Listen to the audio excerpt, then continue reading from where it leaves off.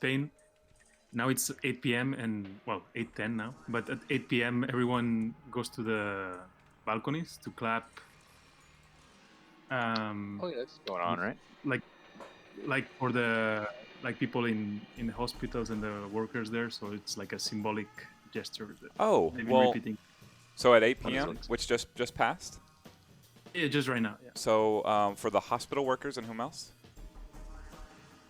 In general, like any worker related to all these crimes. I 100% support that thought. So this one's for you, hospital workers of Spain and throughout the world. So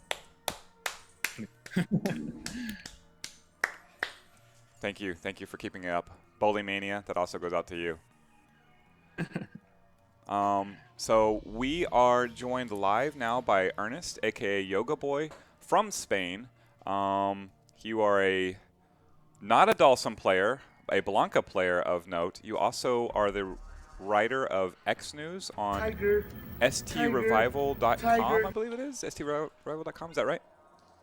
Yes. Yeah. I would say you are one of the most important people in the world's Super Turbo scene because you provide the news for so many of us. And you do things behind the scenes that I don't know if anybody fully realizes the scope of what you do, but I will say, Chris Delp will say, that you are one of the most important people worldwide in all of Super Turbo, and that's not faint praise. It's as you say, many times it's behind the scenes, and I also always like to give credit to other people. So it's because ultimately it's not for oneself, it's for the community. So that's why usually I don't explain too much about all this stuff. Yes. Unless they ask me. No, and I know how that goes as someone like that. I talked to.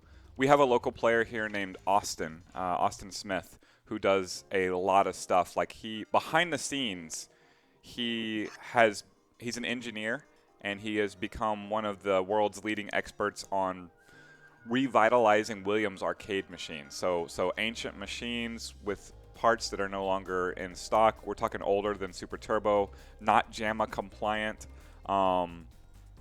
Old American dedicated arcade games, and he can fabricate wires and do so much stuff, and he does so much more for that than the community. Like I think everybody knows Austin Smith, who lives here locally, but they think of him as a player, as a pinball player, as a nice guy, as a ton of things. But like the amount of stuff he does behind the scenes is really ridiculous. And I definitely had a conversation in this man's house where I said, you and I are these type of people that we will not stop doing stuff for the communities that we love. And I specifically said, I have met another person like us, and it is Yogaboy Ernest in Spain.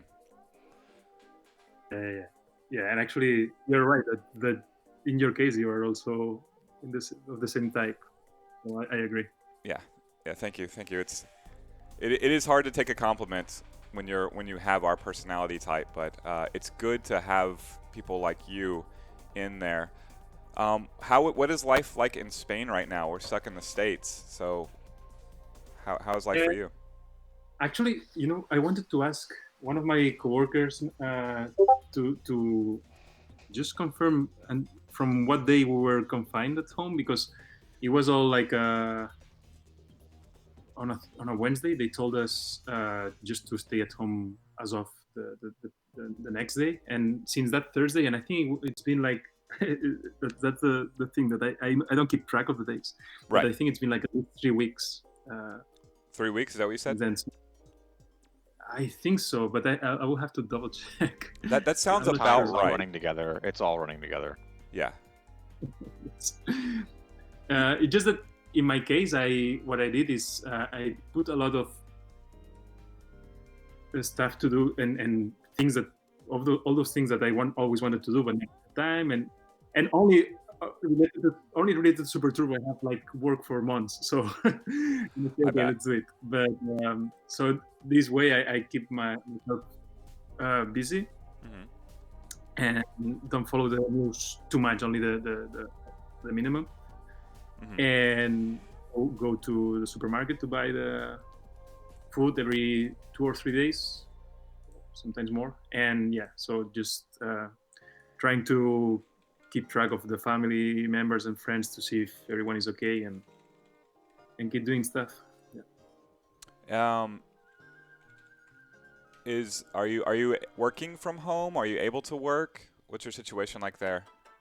Yeah, I joined a company last November. They do like when you are on a plane, what you see on the screen, or the small screens of every seat. So they do like this company does the software and the interfaces that you see there. So being a programmer myself, it was one of these cases that you can work from home. Mm-hmm.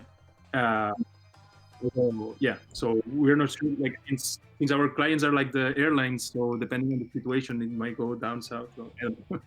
So, Yeah, but so no, we have quite a few friends in the community that are in your same boat, where they are programmers. Heck, I think this is you as well, right, Bokai? No, I'm not a programmer. No, okay. So, but I do know I've talked to some specifically that have said that they are programmers and they are relying on businesses, which may or may not survive all of this. But for the time being, they're okay. So it sounds like you're in that boat. Yeah, that boat. Yeah, I a lot of what I do is research, so it's still being done from home, but just not specifically on like the coding and programming side of things. Yeah, Toshin wants to know if ST are coming to aircrafts now that you're on the job. Yeah, can you do that for us? Can you put ST Super Turbo on the backs of every airline seat so we can just play Super Turbo whenever we fly anywhere? yeah, that would be awesome. Actually, it was in I think one of the tournaments in France, North France, that I went in 2014 or 15. Uh-huh. The Stunfest, that is. We took a plane there, and in that plane you could play.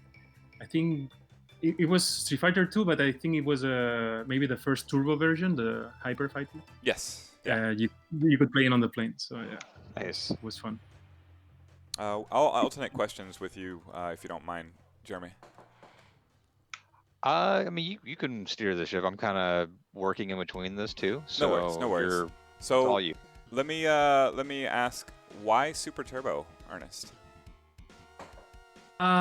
Good question. I think it comes back to 2012, where I found out that there wasn't a scene at all. There Actually, wasn't a scene. Was not a scene. Oh yeah, I'm mixing my English. Sorry. Oh I'm no saying that I just didn't understand if you were saying was or was not a scene. I'm saying that I didn't know that there was a scene. Gotcha. And my only reference of father was back in the arcade, because people say that I look much younger, but I'm 42. Mm-hmm. So I'm from the time that where I saw played the game in the arcades, but not competitively. It's just that, but I received all the impact that it did, especially when you're a kid, and all the media, everyone was talking about the game. Mm-hmm. Everyone was wanted the game in the Super Nintendo when they released it, and so I think that when I saw in 2012, just by luck, like when you're on YouTube and then you see the related videos, and then it's like, what's going on? It's like this game's still alive and it has a competitive scene. Mm-hmm. So that's what it hooked me. And I think it was the status of the scene, that they were playing Super Turbo, and the way it was, that was the option, the choice. Actually, I remember first time I saw Super Turbo in the arcades. It wasn't in an actual arcade. It wasn't, I think, in a bar that they had the game. Mm-hmm. And I remember conversations with my friends saying, yeah, there's a hidden character, Akuma, so on. And I remember going to the game trying to pick the red can and couldn't find the button to select the color red. It's like, what's going on here? It's like, what the fuck is? And saw the crazy kicks and the different things, but it wasn't at the peak of the popularity of the game, so it was a little bit after. So that was my last recall of the game. Yeah, I've been around for about that long as well, and while I certainly remember World Warrior, and Hyper Fighting, and even Super being released. I never saw Super Turbo in the arcades. It wasn't until Free Play got it that I actually saw it in an arcade for the first time. Definitely. Yeah. So you see it. So 2012, you figure out that there is a scene. You jump into it. How in the world do you get from there to where you are now? Like, first of all, where were you living at the time? Were you in Spain? Yeah, I was. I moved to San Francisco in 2007. Uh-huh. I worked for Yahoo and then Google, Uh-huh.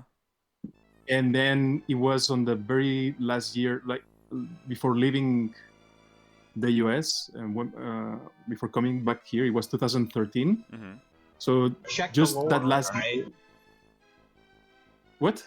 I hear voices, but I don't know where. It comes from. That's Jeremy. He can't So resist himself but yell about No, your own lore. that was the subscription alert That's that comes through on Discord.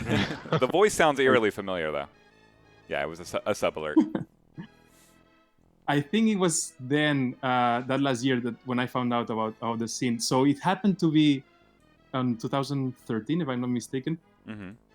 Just a few months before leaving the San Francisco for good, that they had the 20th anniversary tournament that Capcom organized that with that final between Bandai and Afro Legends in the HDR Classic version. Mm-hmm.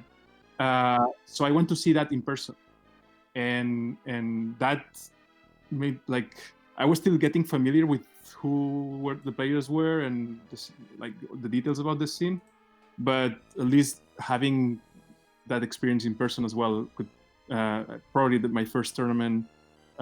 I only watched it, but it was my first experience in person in that. The coincidence was that after leaving San Francisco, my plan wasn't going back to Spain. I still wanted to live somewhere else, and I saved money from all these years in San Francisco. So I did something a little bit strange when I explain it, but I don't know. I'm gonna say it anyway. Please. So I had few places in mind where I could live, or at least in my list that there were possible places to go, and one of them was Tokyo. The other one was New York, and the other one was Paris. So my plan there was to stay the same way I did with San Francisco for the first time. I stayed there for 3 months, which is the maximum that it usually allow you as a tourist. Mm-hmm. So that year, that 2014, it was 3 months in Tokyo, 3 months in New York, and 3 months in Paris. And they happened to be the places where the scenes of ST were as well. So yeah, those are all three like popular spots. Yeah, somehow.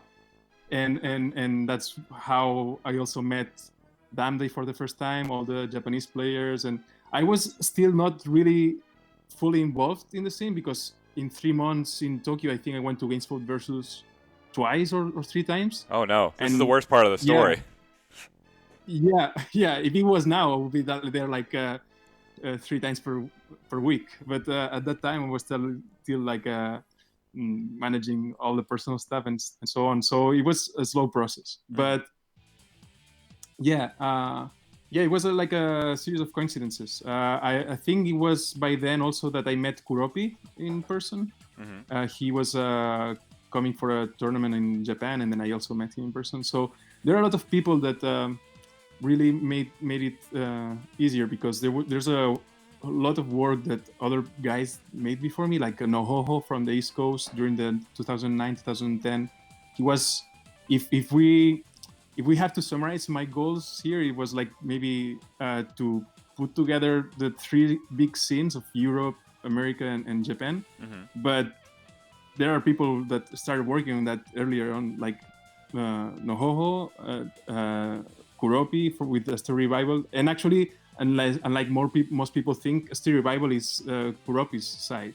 Right. It's just that he stepped out at some point and say, hey, Ernest, can you write content if you can think of something? And then that's why I took over a little bit. Yeah, Kuropi is a Southern California Honda player, correct? Right. Yes. Yeah, and old school player. You can see the early pictures from tournaments from 1994 or whatever, and he's there. Yeah. Like he knows everyone in the American scene. Yeah, just one of the most well-known players, Kuropi. we're all relatively new to the scene, and I've talked to Karopi, just because he is the owner of ST Revival, and he was Tournament of Legends 1 and 2 was basically all him, right? Yeah. He was really the one who pulled the strings for everything. And Right. So if you've seen like here's the poster for Tournament of Legends 1 and 2, like that was Karopi. Like he did so very much. Even that's selling him short. Owned and created STRevival.com, which you write for. Like just could not be overstated how big he has been for Super Turbo throughout generations of ST players. because actually, when I just learned about the scene, like it was after the Tournament of Legends 1, so it's when I had to see that on video and that documentary that the French people did. Mm-hmm. And it wasn't until Tournament of Legends 2 that I was able to help out with how can I explain that, with the videos. Like Arcadium from LA captured everything, but then he passed me the videos and I edited all of them to upload them to YouTube. That doesn't surprise me at all because if anybody's familiar with the free play cataloging and how thorough it was, like that could not have been done without you. It wasn't just you; it was you and X Videos, right? X videos? Yeah. I don't Yeah. think it was X videos. You and Pornhub? Was it you and X Gamer Z? I thought it was a secret. No. The truth is that among the people that, as I was saying, that worked pretty hard for Will all somebody this please stuff. post a match of Super Turbo on X Videos? I just want to see how well it does. Just give it an interesting name. And make it Boat Guy. I'm sure that if you look for Street Fighter, something is gonna come up, but it probably won't be the. You're probably right. You're probably right. You were talking about X Gamers, which is a guy from Morocco. Mm-hmm. Who for some reason also worked pretty hard. His specialty was to, well, at first he was like trying to archive everything, and people were saying, hey, you don't need to archive anything, just like what other people are just missing, and missing in the sense that when him and me started like trying to archive videos from Japan and other places, we realized that there was a critical time around 2013 and 14 because there were channels or services like Twitch that initially they had like unlimited archive. So people were actually streaming tournaments and things like that and not worrying about saving backups or anything because they relied on having all that footage on the archive. But then we changed the plan and say, well, now it's limited, it's gonna disappear. So we had to go back and go after links that were broken because of that reason, and then trying to get back tournaments. And few of them were lost, but most of them we were able to rescue them. And that's what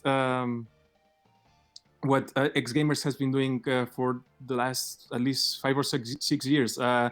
Any content that it's posted on Nico, which is kind of like the reference, or at least it was until now, where Japanese people post content there.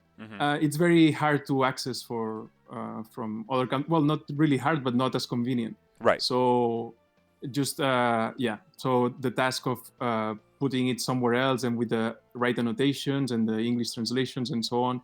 So that's the work that he's been doing behind the scenes.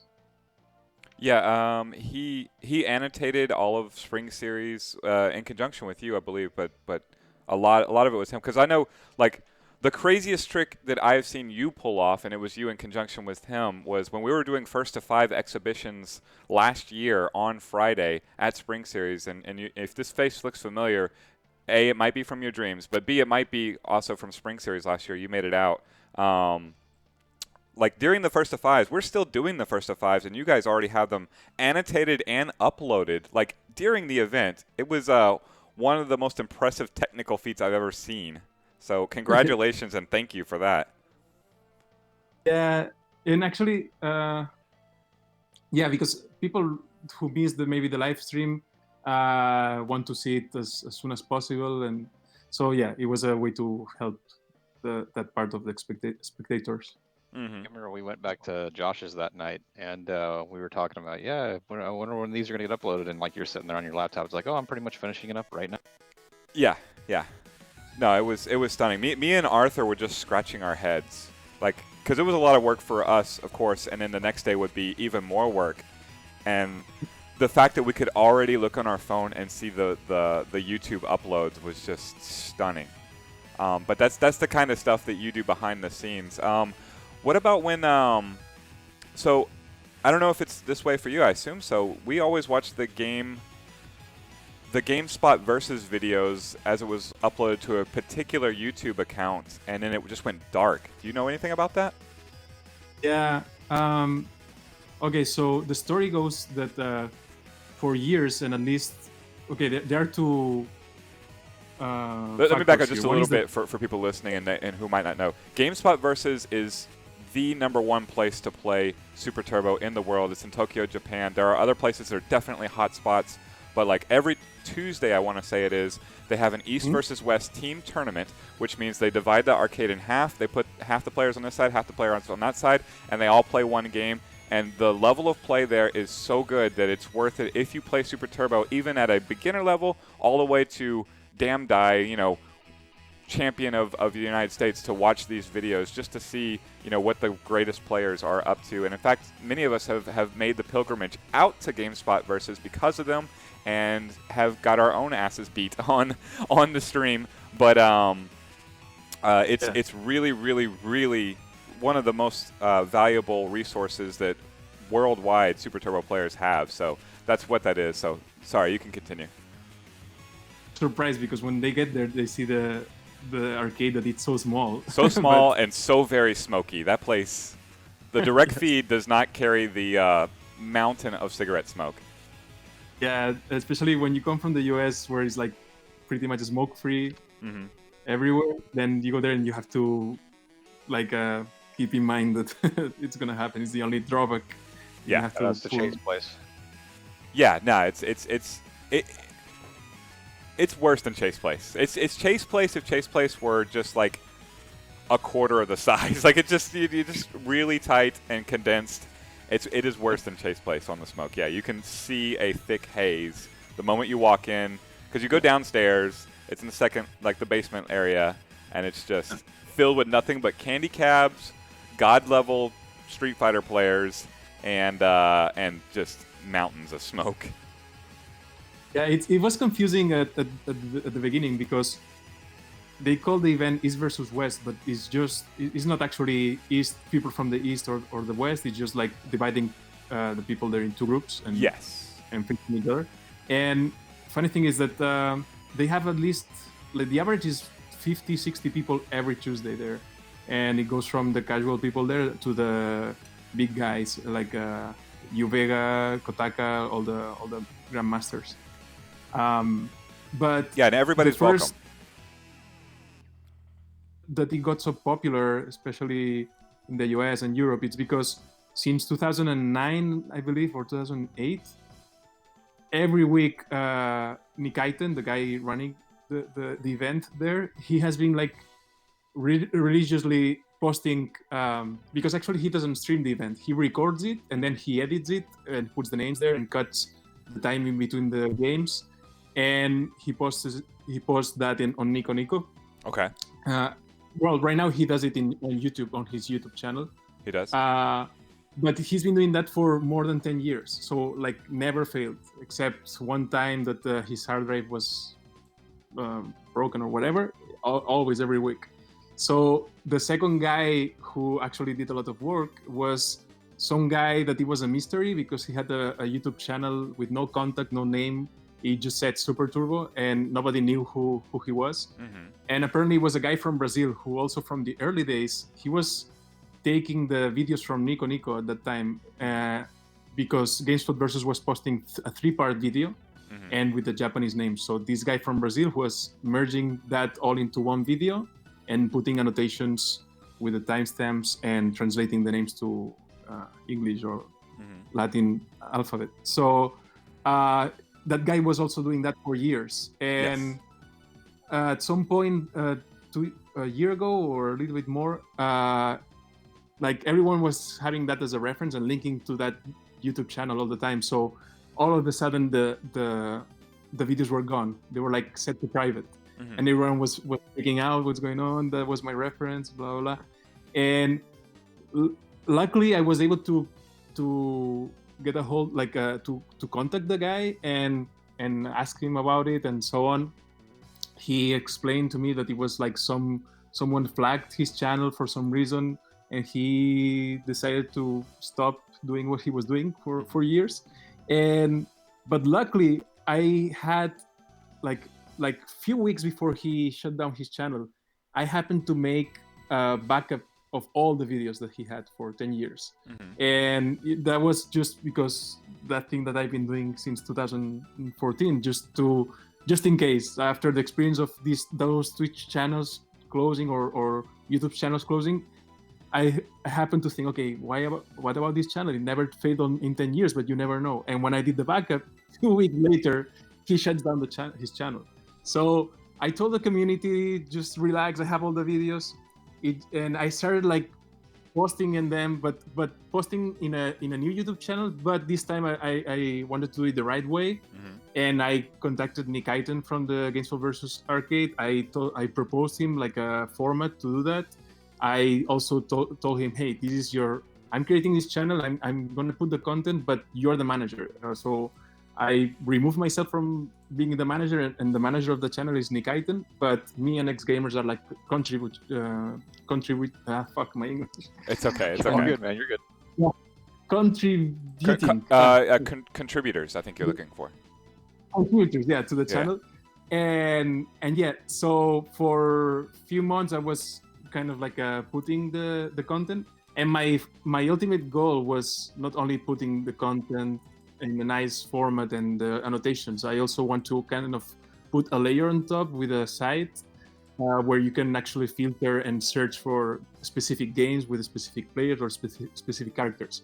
That's not the first time that someone has done that. Like Papasi, who was like also a big contributor to Super Turbo in the 2010s, he did a similar tool, but because of all this back and forth with the videos, now most of the links are broken. Right. So that's why I'm trying to set the strong base of like at least putting in places that I know that they're not gonna be lost, and the videos are gonna last for a long time, as well as the tools on top of that. That's excellent. So, It's based on YouTube?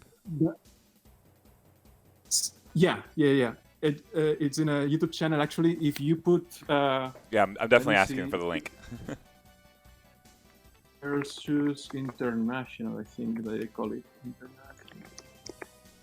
I am bookmarking it right now, sir.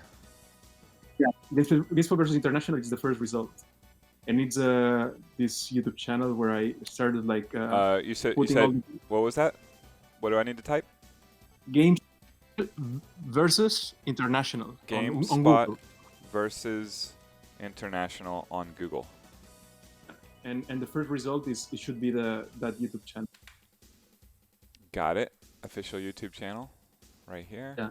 All right, I'm gonna post the official. I'm gonna post the direct link in the. So keep in mind though that all these projects and so on are nice on paper, but I'm really behind, and I have to catch up. As you can see, that if you go to X News on ST Revival, the last update was like last July. The same with these videos. So that's why I'm saying that. Well, there are several reasons for that, but again, I'm not gonna abandon any of these projects. And actually, the plan was to catch up on all of that during at least this 2020.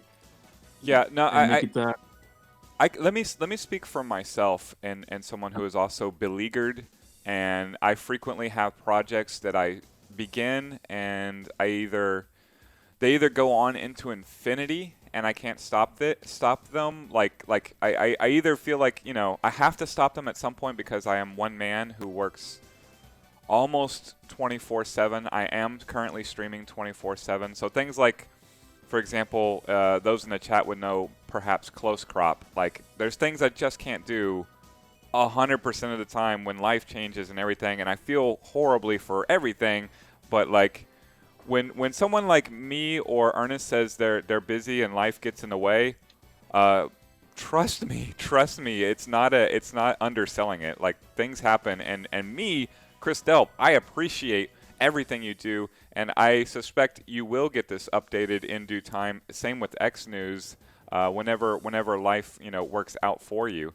But Yeah. until then, I just very much appreciate everything you have done and everything you continue to do when you can, without even getting paid. Yes, exactly. Well, but here's the thing that for things like these games for versus video uploading and then annotating and so on. So the things I've been working for the last months is finding ways to automate as much as possible. Like because so far I was doing as I went, like as a manual process. But I'm thinking, okay, if I have the technical skills, I should at least make it more scalable and put Yes. the whole database of player names and translations and annotations like in some more automated way. So in that case, the GameSpot versus project is I think I have the visual steps like in mind. Mm-hmm. What I haven't found a way to really automate is the X News, because X News at the time that I was really posting every week, Yes. it took a long time to compile all the links from all over the world, everything that happened that week. Yeah, and let me fill in And everybody who isn't familiar with X News in the chat, because a lot of this is the Free Play Arcade community who knows that we have a big Super Turbo scene, and they may have met you, but they may not realize what X News is. You're basically the world's reporter on Super Turbo, and when I say the world, I'm talking you would post about literally every Super Turbo tournament. If you didn't post about it, it may as well have not happened, because you hit everywhere in the world with links to matches if they had it, upcoming events. You were a very thorough reporter, are a very thorough reporter for the World Super Turbo News. In fact, to the point where, I've had this conversation in private with you. Like, I will just tell you, like, literally everything I know about Super Turbo as I know it, whether it's Spring Series is happening, not happening, who's coming. You know before, about 2 minutes after I know any kind of news, because you are the most trusted reporter in the world on Super Turbo, if not the only one. yeah, but again, I think that I thought about other formats, like saying maybe one report per month or every 6 months or something that it was more maintainable, because doing it every week was really difficult. So I think that there are projects that people are eager to see, and I really need some more brainstorming on the X News side to see how it could be done, and maybe with the help of more people. But in that specific point, I haven't found a nice solution yet. So you're looking to automate the process at least partially, so that the burden on you is less, and you can continue with a million other projects. Yeah, because I try to make a list, because just to make sure I don't forget. But there are so many projects, because for instance, I got like the word from the Mikado owner, and who were the guys that really produced the DVDs of all the X-Mania tournaments that were from 2000, the year 2000 actually. Okay. And all those DVDs, they were trying to keep it a little bit under the radar or selling them, but it was the first time actually a few months ago that I got the permission to really put them online in their official channel, with all this format and so on. But that requires also I want to do it the right way with the right format and so on. So that's also another project that it's coming, and I'm sure that everyone will enjoy to see the whole history of X-Mania from an official channel. And even there are some that have been like posted on YouTube elsewhere, especially the ones X-Mania 7 or some popular ones. There are quite a few that never seen the light, so to speak, and matches that are like godlike. Just for instance, Gunze versus Pony, which maybe met in a mirror like 2 times or something like that, and on video it's almost impossible to find. So things like joys like that. So that's another one of the projects that it's also in the line. Well, It's like a holy grail. yeah, Yeah. he has all the holy grails. It's it's just one of Actually, them is what I'm saying. the most immediate one is that from the Tournament of Legends 3, Mhm. the Canada, the one that happened in Canada. You were there also, Chris. Yes. There were a bunch of offline, not offline, sorry, off-stream Yeah, there's matches. a ton of off-stream that, matches. Even late in that tournament, there was a lot of off-stream matches. I have David Dibona sent me those actually also a few months ago, and they actually probably is gonna be the first thing that I'm gonna do as well to post those videos, because it's been a year or more Yeah. than a year now, and people want to see some of the matches. I think it was, for instance, Komoda against the Canadian boxer. I forgot his name. Lord Jimmy Bones. Or Jimmy Bones, for Yes. instance. Yeah, some matches there that also are not posted anywhere else. So yeah, it's about time that they got shared with the community. Absolutely, yeah. No, that's fantastic to hear that you have those videos and that they have a path to being released at least. Yeah. Yeah. That's a lot of work, man. So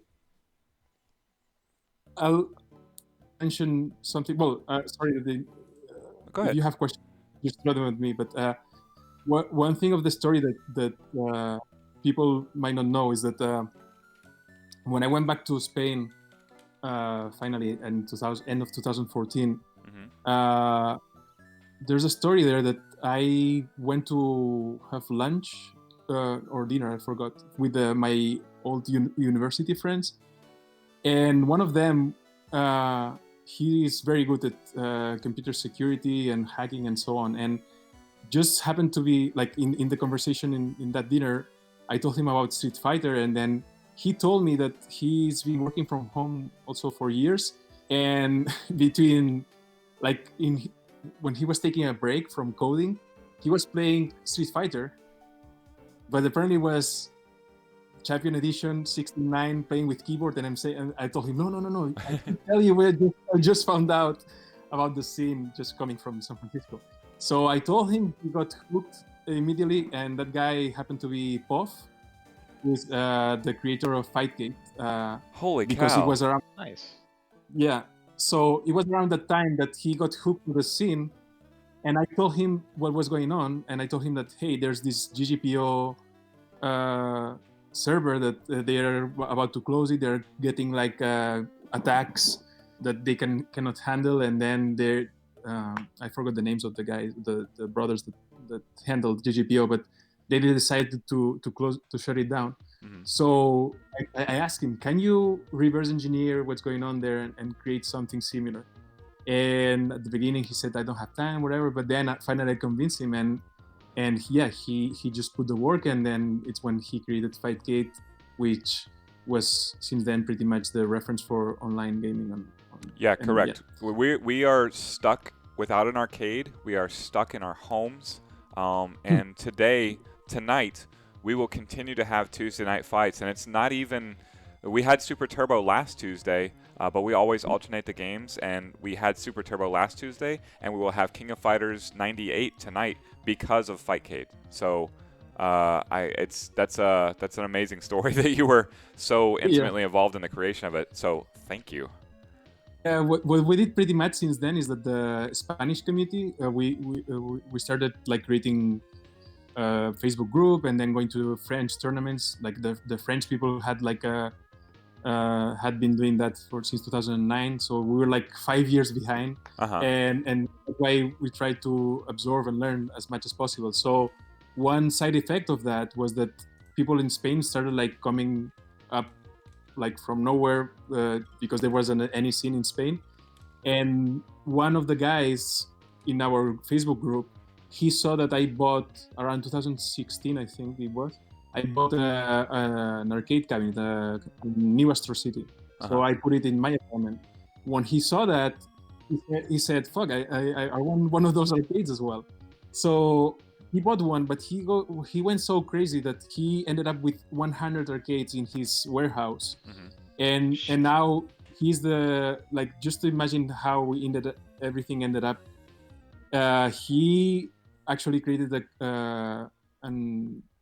a group there that to organize the Fightcade offline festivals, where it's just the name of a big tournament that we've been organizing for the last 4 years, I think. Right. Yeah. And It annually happens around the time of Spring Series. But I can be honest. Like I was thinking about flying out to the one that you posted in April before all this madness happened. Yeah, actually, I should give him the credit because I told him to go slow and things, but he just went crazy. He invited Mao the first year, first or second, I forgot. Then he invited James Chen on the next year, and then he kept going on that. So his enthusiasm and just like going all the way on that took him to the point that he had very good relationship with TMF and the guys at Mikado, to the point that just this year, and actually if it wasn't because of the coronavirus, it would be the actually inauguration the last week actually. Yeah, they were supposed to open this month, right? Before the virus, right? Yeah, if I'm going to play Super Turbo internationally, obviously first on my list would be travel back to Japan and play there. But like, I suspect if I get employed again, which I'm not currently, and I have the means to travel out there, that I will travel out there at least once, if not annually, because that is a really nice event you guys have. Yeah, I think for me, like my surprise was how quick things escalated, and also how the guys in Japan allows him to say, okay, you're making a good job here, and this looks like an arcade, our spirit or somehow, so we're gonna give you the name so you can officially open a Mikado outside of Japan. Oh wow.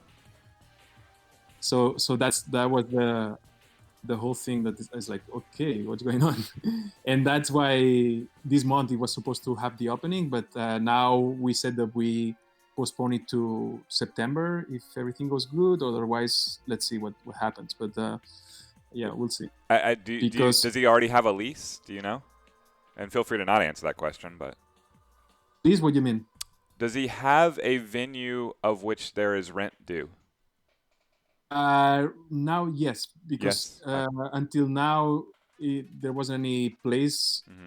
But for Mikado, he actually rented a place where I think he can fit 90-something cabinets or so. So, yeah. But I don't know if that's a problem. I haven't talked to him about that, but it's usually. I can tell you why we went, because Free Play Arcade went from a very, very busy arcade that was basically a club. It was so busy. You've been to Free Play Arlington. That's amazing. Yeah, it's nuts. And you went there on a Saturday, so you saw how nuts it is. Well, it's nuts like that pretty much every Saturday and Friday too. And throughout the week, it's pretty dang busy. All of our locations, all 4 of our locations that were open. So we had a busy Saturday, and then the coronavirus meltdown, ramifications started to hit the United States, maybe even after they should have. But it went literally from a busy Saturday to the entire staff laid off by Monday. Like by Monday, literally the whole staff had been laid off. Sunday, it was like half the staff, if not more. So and that's when this stream started. We've been streaming 24/7 since that day, but it started on that Monday. At that point, Arthur had been laid off, and Arthur was helping me anyway. He refused to stop. I got laid off that day. I refused to stop, and we've been going 24/7 ever since, kind of our own online hunger strike until we get our arcade back. But I can tell you that Free Play has a terrible.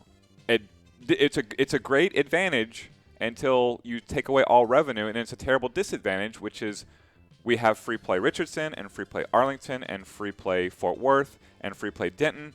And soon Free Play Dallas. That's 5 leases. We have all the warehouses that were once a great talking point where I could say we have virtually every arcade game ever in existence in our 7 or so warehouses. Well, that's 7 more leases, all of them active, all of them requiring rent, and overnight, literally overnight, all revenue went to 0 and arcades were made illegal in this area and basically worldwide. So the problem isn't necessarily paying the staff, though that is a bit a problem because we are all unemployed, but that's gone, right? Ceased all operations. However, rent continues to accrue, and that's why Corey has made. And Corey is our version of your friend who has the 90 cabinets, right? That insists on making it bigger and bigger and bigger. That's Corey, the owner of Free Play Arcade, the CEO, or former CEO, since he is laid off technically as well. But that's what we're doing. We're busking for this link, freeplayinc.com/savethearcade. Every bit is just to try and get free play open to the other side because we know it's a successful business. It is in a bad way. Like it's blinking red if you're familiar with Ninja Turtles or any Konami beat 'em up. When you said that they made it illegal, it's because they don't allow people to gather in places of this sort, right? In two ways. In two ways, they made it illegal. One, yes, you are not allowed to convene. So, a game like Killer Queen, which is a 5-on-5 team game, that's 10 players standing together. It's just you can't do that here. They're not going to come with nightsticks and throw everybody in jail tightly knit because they would have to throw everybody in jail. But like it is illegal. To convene in that way. The secondarily, in Dallas County, where Richardson is, where Free Play is based, it was specifically stated that all arcades have to shut down even before the shelter-at-home orders were given to everybody. So they specifically targeted, I believe, theaters and restaurants and arcades by name, which saying arcades by name in the DFW area is like saying, and we heard of you, Free Play Arcade, you too, right? You say that name here like you're talking about Free Play specifically, even if you just say arcade. So that like in two very real ways, we can't open, even if society were open, and it's not, and still rent is due. Actually, while these things were a little bit earlier in Spain and Italy and so on, I was thinking, and I told someone, man, I'm worried about the US because it still hasn't hit there, but something tells me that it's gonna follow the same pattern, and then I'll be worried that, like, whatever hits at any, not only the arcades, but at any scale of economy and businesses and socially in general. So it's gonna be. That's why I was kind of like scared as well. But yeah, for your report from the U.S. to Spain, I can tell you like essentially everybody who is in the service industry. So let's include myself, service and hospitality, really. But the service industry, so every waiter, bartender, basically everybody that you go out to for entertainment, like you're going out for entertainment in some way, every one of them lost their job within the course of like 2 days. All of them hit unemployment at the same time. And then secondarily, that trickles to support businesses for that. For example, you were doing websites for the airlines, and the airlines are clearly under attack as well. But yeah, every business that programs stuff on the back end for bars, restaurants, arcades, which is again is just like saying us, but like everybody, our videographers got laid off, but like all those are now in danger too. So yes, the consequences are dire. The government response in the United States is extremely uneven, state to state. They are not. It's uneven. Like some states are not issuing shelter at home. Some states are. We're not on the same page. We're not working together states-wise, which of course is only to benefit a disease. So yes, I think you're right to be worried. We are fighting hard, but not all on the same page. That's true. Actually, I should mention that I was talking all the time about the guy behind the Mikado Europe, and that's like Rocco, and his association. It's Navarcade. Just as saying that sometimes people linked me directly to that, but again, the credit goes to him, and he's really the guy moving the strings. So I can keep talking about more projects or so on, or you have questions in specifically. I certainly have plenty of questions as well. I wanted to ask you about somebody you mentioned. So we talked about Karopi. You also mentioned NoHoHo, which I find I've never met NoHoHo. I wanted you to have you met NoHoHo, and if you have or have not, can you tell us who he is? Okay, so first of all, you're gonna have a hard time meeting him because I know. Yes. Yeah. So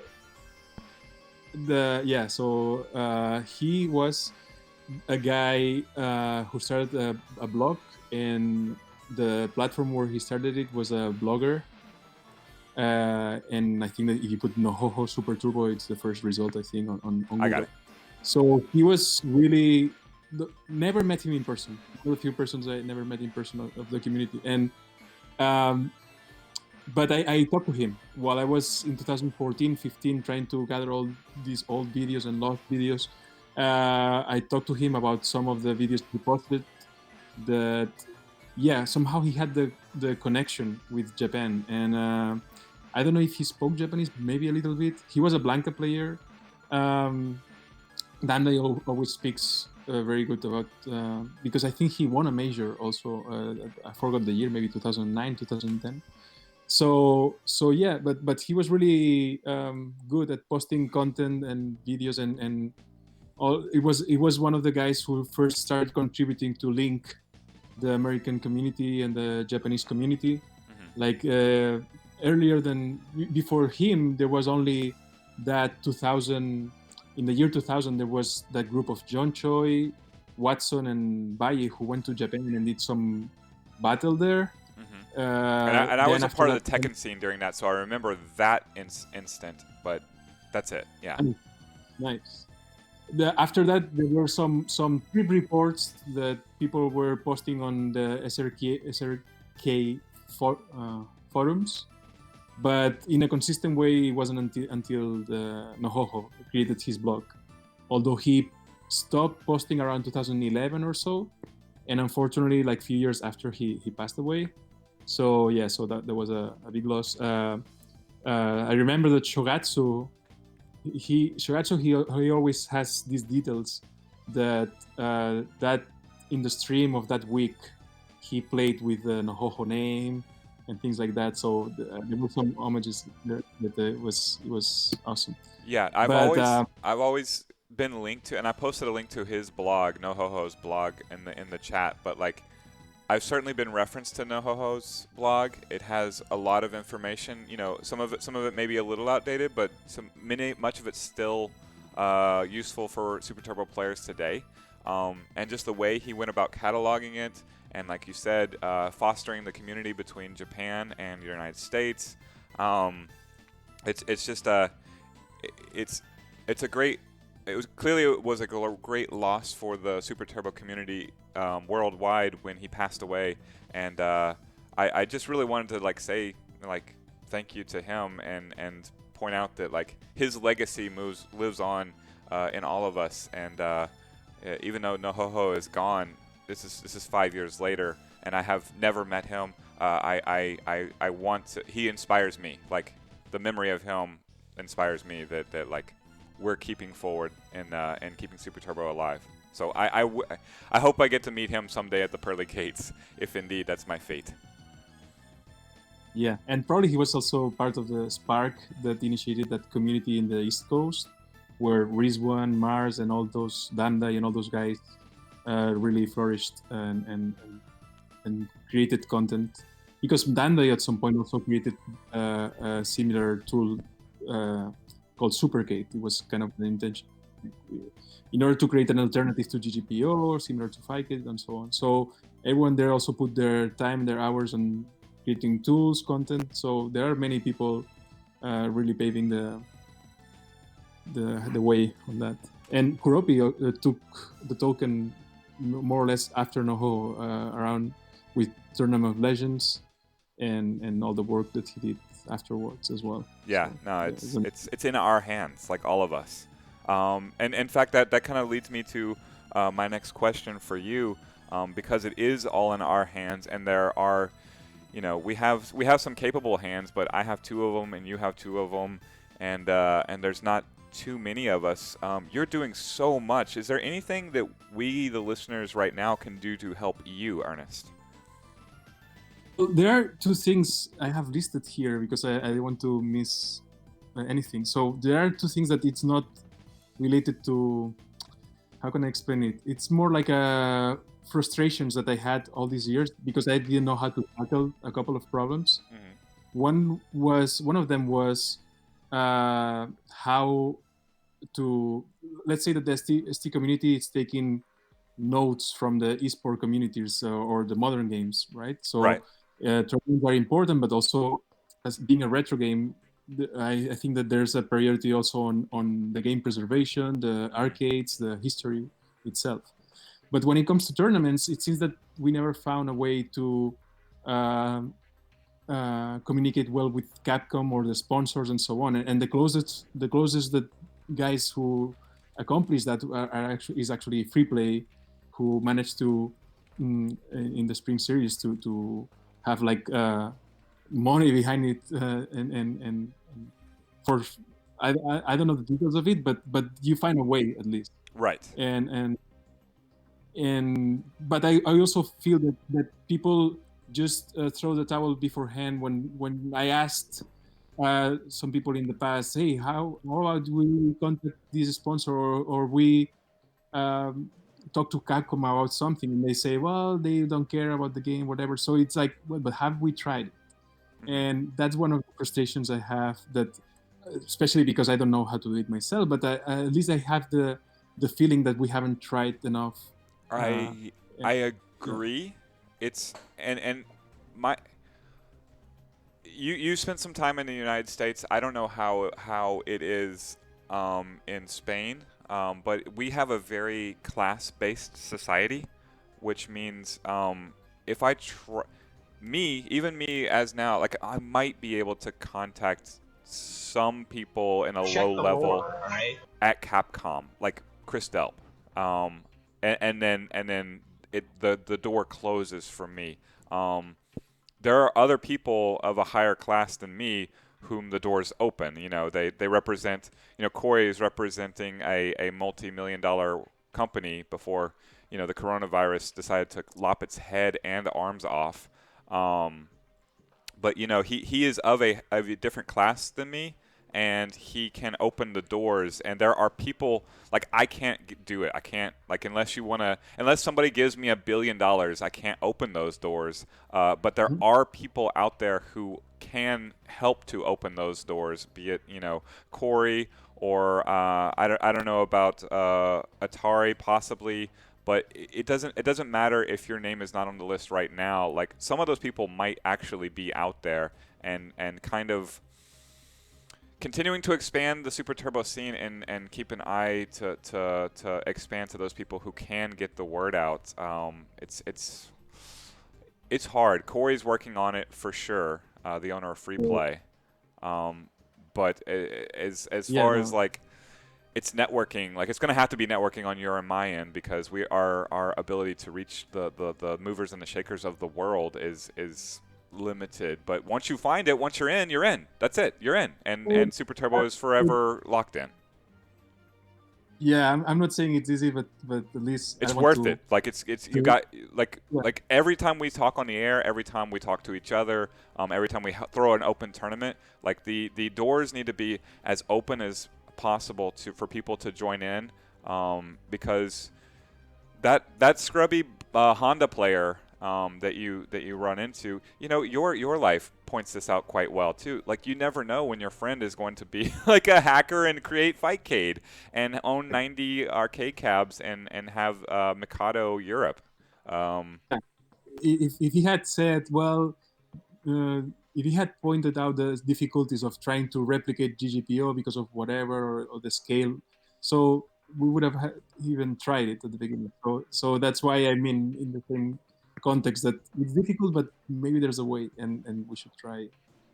Yeah. Or keep thinking. So one way we could help you is just help communication with Capcom and potential sponsors for Super Turbo. I guess both privately and for you, I suppose.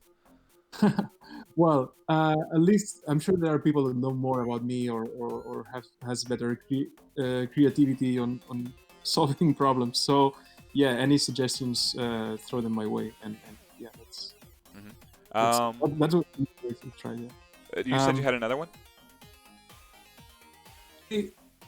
Asking, sorry, answering more directly to your question about help that I can get from people.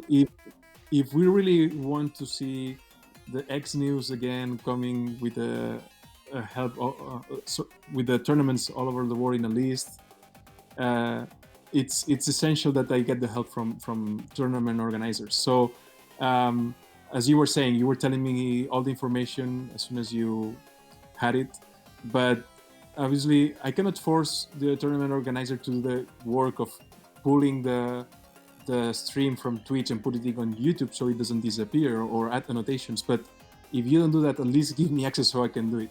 Because I run into some cases where people, no, we'll do it. They never did it, but also didn't give me the chance to do it myself.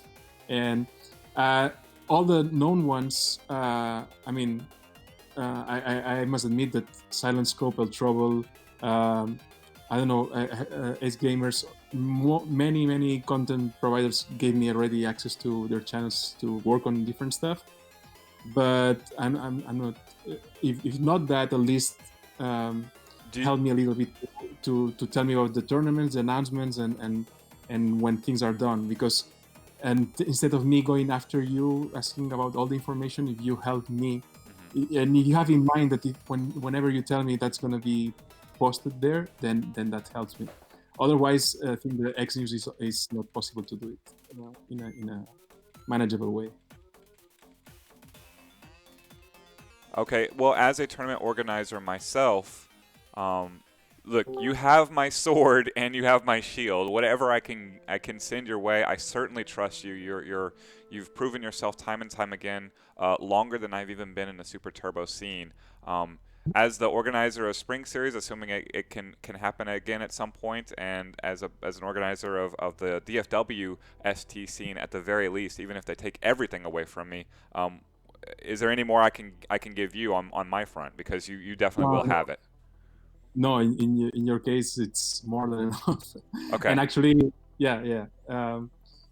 No, I'm speaking. I could give names, but No, that's not what I'm asking about. Like, yeah, because in my case, I can only control me, so I want to lead by example and give you everything that I can. So if there is anything else I can additionally provide for you, I would like to. Yeah. One of the things that I hear, I had two things here noted as in my list of frustrations. The other one is that I don't think that anyone can help me here, but it's more about media coverage. Like when sometimes, like when people talk about Street Fighter 2, especially in printed media or random videos, sometimes they don't do as they do in Street Fighter 4 and 5, where the main focus is the competitive scene and the players and so on. They, for some reason, thinking that it's a retro game, they go back and just talk about the game itself, like how Ryu is a Japanese guy and how Chun-Li is a Chinese girl, but they don't. They just keep talking about the game, but nothing the other layer on top of that, which is actually the competitive scene, which is like the one that preserved the game for longer in everyone's mind. So yeah, I'm saying that because I contacted sometimes like printed media here in Spain, that I saw that they were like making a special Street Fighter magazine or whatever, and then my frustration was to see that they were just talking about the game and nothing about the scene. So that was a little bit frustrating. If you see that, step up and contact them and tell them what's going on. Gotcha. And, yeah. We do as much as we can. It's tough, and it's tough for Free Play Arcade, and myself to highlight one scene. Like, with this stream, I know. With this current incarnation of the stream, where we're streaming for 24/7, I'm having to rely on my Rolodex a lot to book guests, such as yourself. And I know a lot of the Super Turbo scene, but like, there's always a problem with having an arcade. And part of our culture, our free play arcade culture, is that we are free play arcade and not a Super Turbo arcade specifically. Even though like that's our biggest game, it definitely is, right? But we're also pinball and Third Strike and Qbert and like there's probably 500 games in free plays. And every one of them, has a world record holder and has a scene in some part. And if they don't have a scene, we're kind of helping create a scene. So it's so hard to like put a spotlight on, like we put our biggest spotlight on Super Turbo clearly, and this has made it even more so. But even when I think about doing things going forward, like I still think like there's a very avid Third Strike scene that I can barely help right now just because I don't have the keys to the Third Strike scene quite like I do the Super Turbo scene. We're having the leader of the Jazzy Circuit on Thursday, but yeah, it's highlighting the specific competitive scene. We're doing everything we can, but I don't know how much more we can do without upsetting that balance, if that makes sense. Yes. I think it was a thought that I was saying out loud, but not because you guys can do anything directly. It's just that I think having the conversation out loud is important because for anybody who's listening to this, and I'll try and repost this video as well if anybody wants to listen to it and can potentially take up any of these causes. Like these are, paramount causes for Super Turbo worldwide. So anybody can grab the torch and pick it up. If you're a journalist or someone who wants to create content about the retro games, stop interviewing the designers and the programmers of Street Fighter 2. There's been like so many articles and things about that. Just focus on the players, the scene, and what has been going on. I'm trying to among all these projects that I have, I want to put all this content on Wikipedia and so on, but I still have to. Okay, if you give me a couple of minutes, I'm gonna talk about the projects that are in the line. But the floor is yours. Yeah, it just that I don't want to overpromise and underdeliver. It's gonna happen, but I don't know when. But for instance, yes, one of them is this contents that I want to. Wikipedia was wrote in 2015 or 16, so the content is there outdated. Not outdated, but it needs some updates. It has a legend section where it tells you who is who in the Japanese scene. When people ask who are the top players of this character, so you can go there and you can check it. But I want to limit it to the first 25 years of the game history, just because it happened to be last year, and I think it's a nice compromise and say, okay, they're from the legendary old school and Daigo and so on to the more modern players. And yeah, so I want to update with some newer players like Yakitori Hawk and Murasaki there and highlight more their proficiency that they showed in the latest years. But I want to add a section there where I also speak in the same way and graphically as well about the US players. Or let's say from the American continent, because it's not only the US, it's like from Canada, Mexico, and so on. And put them in a more accessible way and put the names there and so on. And the same with the European players. So because there's a lot of, people just remember the latest players, but not the ones from 10 years ago. And there were like legends also from that time. And I think it's worth it to put them there. So there's another section also in the site that is about matchups. And the last matchup chart that was done, it was by Kuropi, who gathered people from Japan and the US and Europe and did that 3 big matchup charts. Many people were collaborating on that. So I think that since the Japanese scene never stopped, when I went last August, I was there, I started the project of making a new matchup chart, 5 years from the last. So I got numbers from players like Sashishi, Ryu, Murasaki, and all those, and I want to put it together and publish that as well. I think that many people always like to talk about matchups and numbers and so on, and that will be awesome. I would love to see what that. else? Yeah, yeah.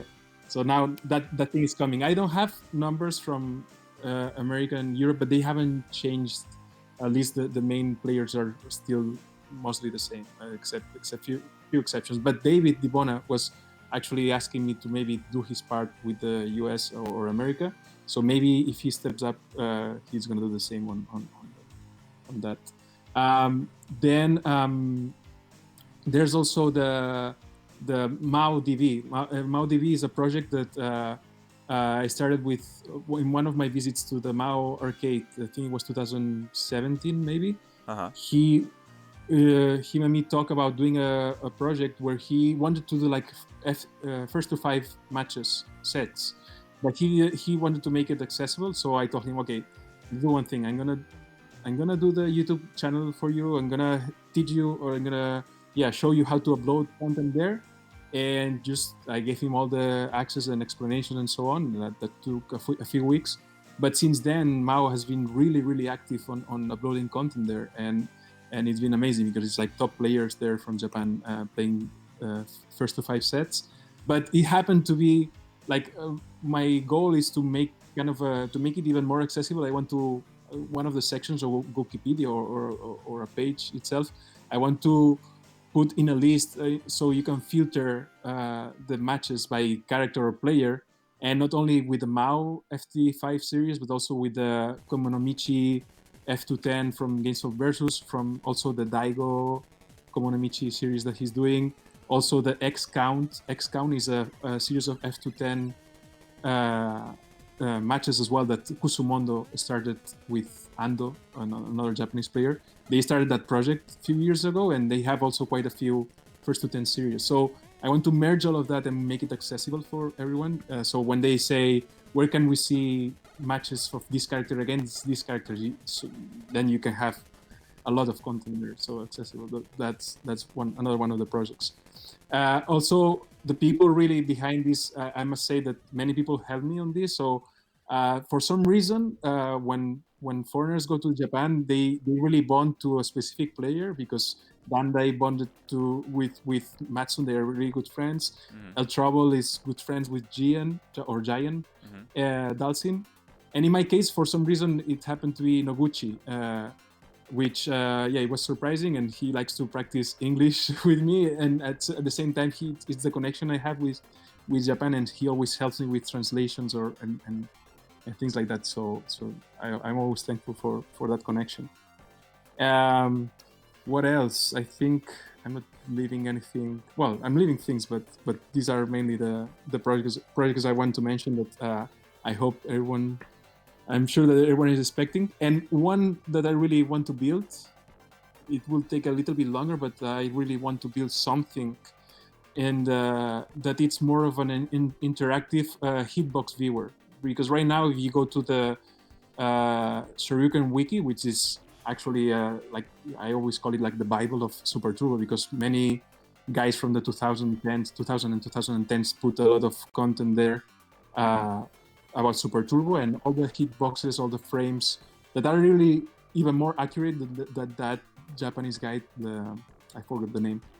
The Yoga Hyper book. The Yoga Hyper book was a book that was released in Japan on paper the same time as X-Mania 7, containing all the hitbox and the hurtbox of every frame of the character moves. But it was done without accessing the really code of the game. So there are some inaccuracies there. So there's a lot of work that. And the ST Wiki, is that what you mean? Is that what you're referring to? Yeah. Yeah. Okay. The one which is not really accurate is the one on paper made from Japan. But the one which is really spot on and with no mistakes is the one on the Shoryuken Wiki. Okay. And just to be clear, all that work that was made with the frame-by-frame character, all the hitbox and so on, it was made by two guys in Brazil. It took them a lot of hours to put everything. Actually, they keep updating it. Akuma was added like 2 years ago or some sort. Last year, the jumping frame data was added as well. So my goal, and that's also a long-term project, but the goal is to make interactive tool for that. So instead of going into a static page where you see the characters frame by frame, you actually have the character there, and you can tell him what move to do and enable and disable the hitboxes on the fly and things like that, or putting two characters side by side and see where the hitboxes interfere. Because right now people are doing like workarounds for that. They take screenshots of these images in the Yes. wiki and put them together, but they don't have a tool to do that easily and export it to images. So I'm trying to put all the technical knowledge on these kind of things. But Yeah, I'll post again, all I have right now, which was provided to me by our mutual friend now, Nate, which is Dr. Guile, I guess, has a character hitbox interaction. He's used it for ST normal of the week. That's how he gets those hitboxes lined up with each other. It's not perfect, but it's something. So if you need a resource right now while Yogaboy continues his long-term project, like that's been helpful to me in the past, where you can kind of see exactly where they need to line up with your yoga upper. But it just, like you said, if you're able to finish your project and have it just be the character models interacting and with and without hitboxes, that'll be phenomenal. Yeah, that sounds And awesome. actually- that also sounds like a lot of work. It does. it's a lot of work, but we'll see, because and Dr. Guy that you just linked is actually Papasi. Okay, there you go. Papasi, aka Boat Guy. The original, So apparently. my inspiration for all this technical stuff is being like Papasi, Dandai, and all these guys who have like some technical knowledge and try to apply it to Super Turbo tools. Yeah, so actually maybe I'll have to ask Baltor, who is now on the stream.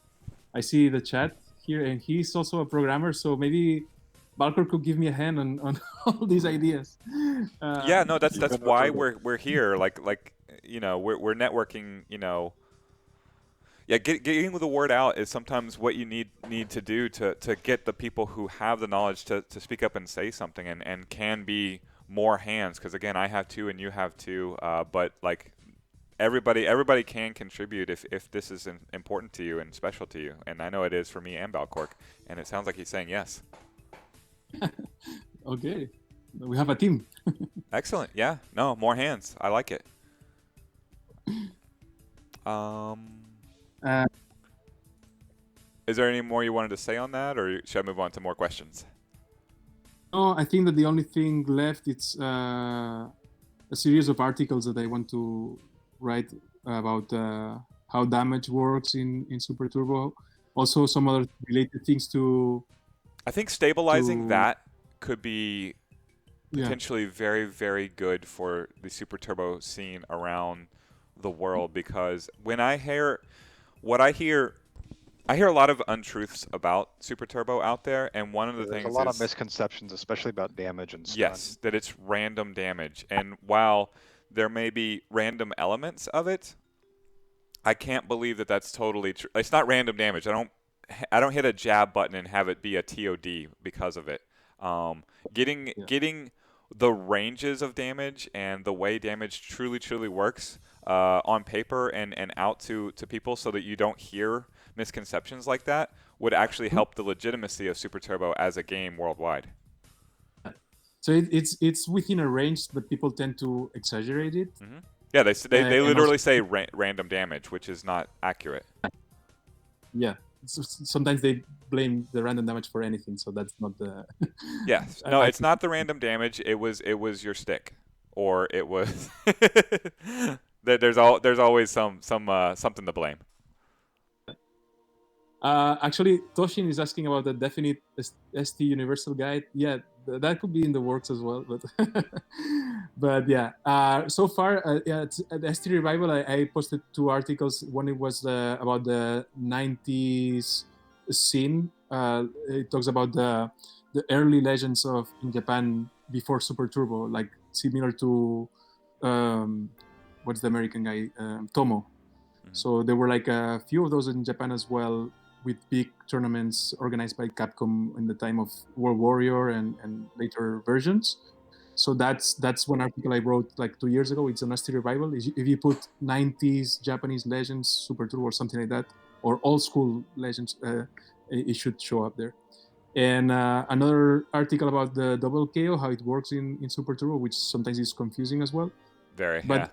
all those are done. The ones that in the works are the one of the damage, and another one about the stick layouts. It's also, I know it sounds stupid, but it's really confusing about and I cannot see like there's no accurate information at all about what's the most common layout used in the arcade cabinets and sticks and so on. What's the most common that Super Turbo players are used to, or in the old school how it has evolved. Even it can go back further as the typical fight of Zenitsu versus Sanwa and so on. So there are many misconceptions there that I want to address in a couple of articles, but still in the works. So I hope I publish that soon. Let me ask you. So you talked about what we could do to help the Super Turbo scene as far as like Capcom and sponsors, giving you access to videos and tourney organizing information, which I'm more than willing to give you access to as much as I can. My question is to you personally as well. Like, you know, you're doing this yourself. You're doing more than you possibly can because you have a big list of things to do. Are you correct. able to stick with it, you know, Yes. personally, and to the extent that you're not, or how can we enable you to be able to stick with it personally? We can't lose you, Yoga Boy. That's the thing, is we cannot lose you. We cannot lose free play. There are some people out there that are so important that like we need to do everything we can to support you personally as well. Is there anything you need? I think the first step was for me to stop being secretive about it, because all these projects I'm telling you, some of them have been on the works for months, and I think it wasn't positive for me to keep them and as long as fun as it is to have the surprise factor, I think it's better to put it out as I'm doing now, because then people can also Rally. see it from another point of view. And then Balkor, I didn't think about him maybe helping me out and things like that. So I think the fact that I made it public in some sense now, it can get things rolling in another direction, so it can be helpful as well. That sounds interesting too. Is there anything like specific types of people you need to help, whether it's a type of technical expertise? Because honestly, like, I can't do this stream right now. Like, I got no warning that everything was about to end. And I would have to start streaming 24/7, having never streamed like that before in any way, and like, it was impossible. That is an impossible task to say right now. Snap your fingers, Mister. I play classic arcade games where the barrier of entry is hit start alone. That's it. To stream, and people like D Owls were there, and Josh was there. Retrospect Radio, Anubis Machete were right there in the building, and within 4 hours I had this set up because the community provided. So whatever you need on a technical level, like, what type of skills do you need to volunteer to you, so that we can at least get the word out there? Yeah, actually, one thing that will help me a lot is technical skills on video editing, because I never, one thing that I tried to do some research and never figured out, and that goes back to, I think, the first spring series that I helped you out on the videos. There were like some delays. For long videos, there's a problem that the longer it is, the more likely you hit delay between audio and image by the end of the video. Or yeah, and I don't even know how to address that. Basically, I export from Twitch to YouTube, and it has audio ripping problems at the end every single time. And at this point, there's too much information for me to save. I have terabytes of hard drives around me, and it's still not enough to like, now we're streaming 24/7, so there's all this content, and I can't keep it from that. Yeah. And it's not a problem, like it's a common problem, because even Psycho Rarity, I think I'm pronouncing it right, is that the Chun-Li player from Canada who has a lot of DVDs. He posted a lot of content on his channel, but he has the same audio sync problem. And in my case, I want to do it so well with both the X-Mania and the TOL videos and so on, that sometimes just thinking that I haven't solved that technical part completely, it stops me a little bit from really get the ground running. And I don't know if I can get any help on someone who's really skilled on video editing at very technical level and knows what's going on, then that will be huge help, because half of the projects I have are video related, so it's Yeah, it really so will speed things. video editors, people with video editing skills, or if you happen to know somebody with video editing skills that would be willing to volunteer their time for Ernest, who is doing, again, more than it is possible for one human being to do. So you're raising a flag, and they can potentially rally around that flag. Yeah. Definitely. I guess I wanted to ask you about France. I mean, maybe I asked Balcork, but where's the biggest place to play in France, city-wise? Where's the biggest scene in France? Do you know? Actually, it's well, in between the French community has been always there. Like some, like the obviously, as always, there in all the communities there are always people that stop for a while and then come back. But there are people who have been working both in the tournaments and streamings, and there are really a lot of tournaments in France right now. There's XSB around October and September. The first half of the year is full of tournaments, from Stunfest to what's the other one? I forgot the names. HFS. Mm-hmm. They call it the X Factor, and they are doing a lot of what I've been always trying to do, like connecting the communities. So they invite Japanese players, they invite players from the US. Actually, there was a big no, they announced it. Gambia was supposed to go to HFS this year, but the problem is that they canceled all these tournaments now. Right. Yeah, there's no news in Super Turbo right now Correct. because there are no arcades that can be open worldwide at the moment. Yeah. I know that Bazooka is a boxer player who's streaming. He organizes a lot of East versus West tournaments. Sometimes he does France versus Europe. Sometimes Spain versus France.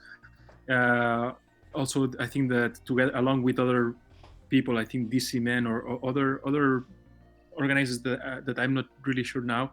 They organize also a French league, but it's also open to other European players.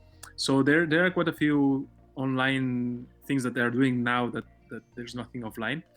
Mm-hmm. But in normal circumstances, there are a lot of offline tournaments, and also, as you were saying, that when everything goes back to normal, there was also a monthly offline tournament that the guys from Lados, which is like Zargat and Izimorn, were organizing there as well.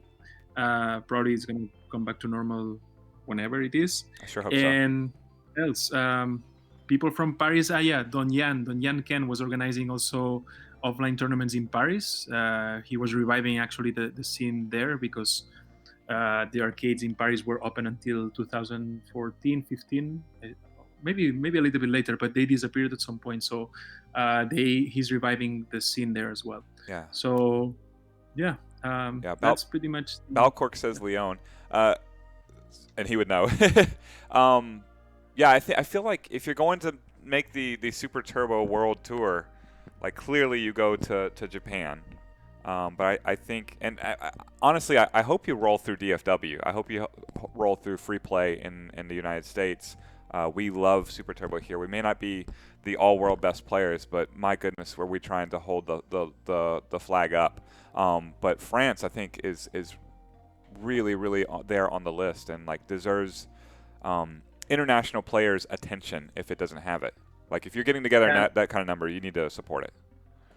Actually, we found a Spanish player like last week. Mm-hmm. One of these in Spain, we do like also a monthly online tournament, and now we're starting to do more and more stuff. Mm-hmm. So we found out about a Feilong player on Fightgate, and he's 14 years old. Mm-hmm. And immediately I thought about I sent him the link of the tournaments that you guys do here in Texas about the kids tournament. That's amazing. And then I showed him, it's like, look, here you have like people of your age, like really rocking. Oh my goodness! So To get an international kid to play in the Kids Super Turbo tournament would be ridiculous.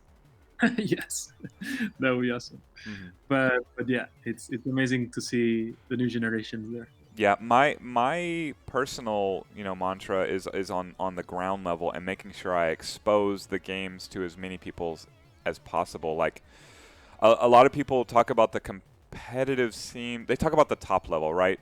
If you're gonna get better, you need to play in Japan or things like that. You need to play someone better than you.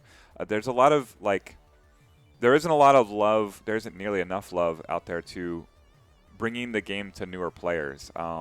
You don't. It doesn't even have to be that hard. Like it's just a matter of putting it out there and saying, "Hey, this is for the noobs only." Like it's okay to be terrible at this game and press the buttons. Like I can't tell you how much of my time is spent introducing players to games who have never played anything before. And Yes. whether those are kids, your kids, people who just love arcades but don't know, like if I hear, but I don't play fighting games because of X, Y, or Z, like those are barriers that I can help to remove because these games are fun. That is what keeps us playing. They are fun. And if something is keeping it from being fun to you, to an individual, I can help remove those barriers and share the fun with you. And sharing it with people, new people, is we don't have a future if we don't do that. So Yeah, that's a good definition because I felt myself also being like the barrier solver. I don't know how you would say it in English, but to solve the gatekeeper, barrier. that's a term that they frequently use for people like us. Yeah, I remember.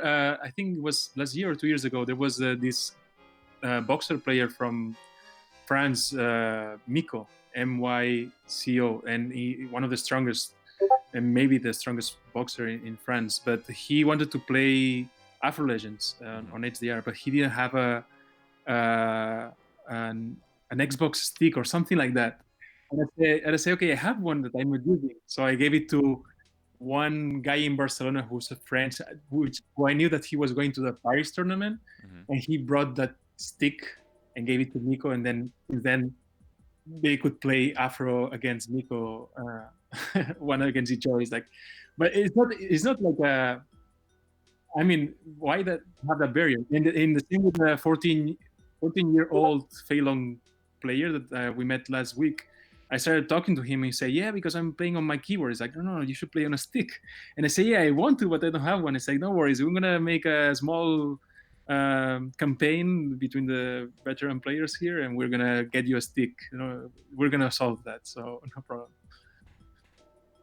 Yeah, yeah. The removing barriers for anybody is worthwhile. And I will as soon as I can. Like the ST Kids tournaments for me are a passion, because it is introducing it to it's introducing ST to kids, but it's also introducing competitive arcade games to kids. It's also like there's a bunch of reasons even beyond just Super Turbo that I would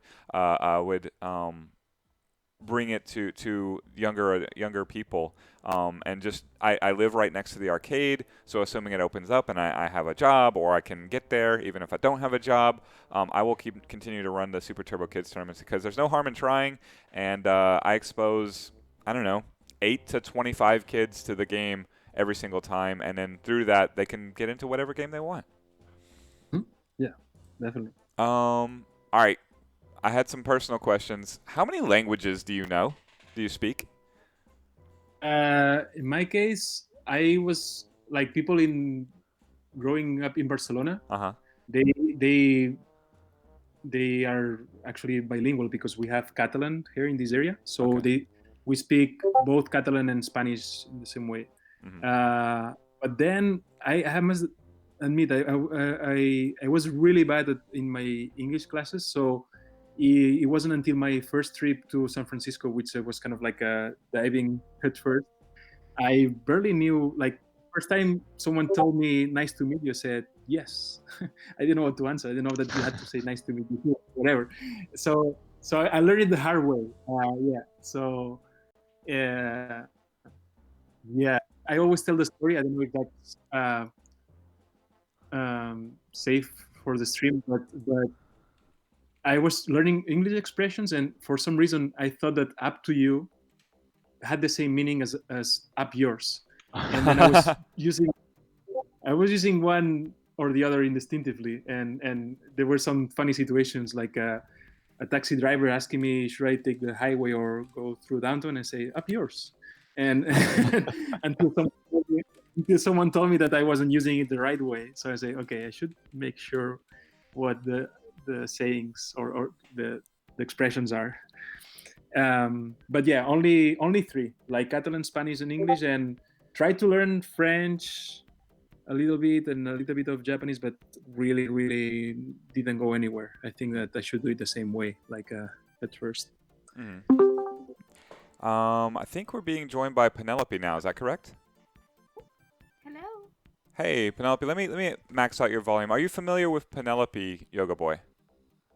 Is she in the last spring series? That's correct. Yes, she's one of our kids Super Turbo players. Now, we were talking about barriers and removing them and sort of frustrations and like you getting a stick for a 14-year-old Fei Long player in Spain. Penelope, I don't ask about it anymore. Okay.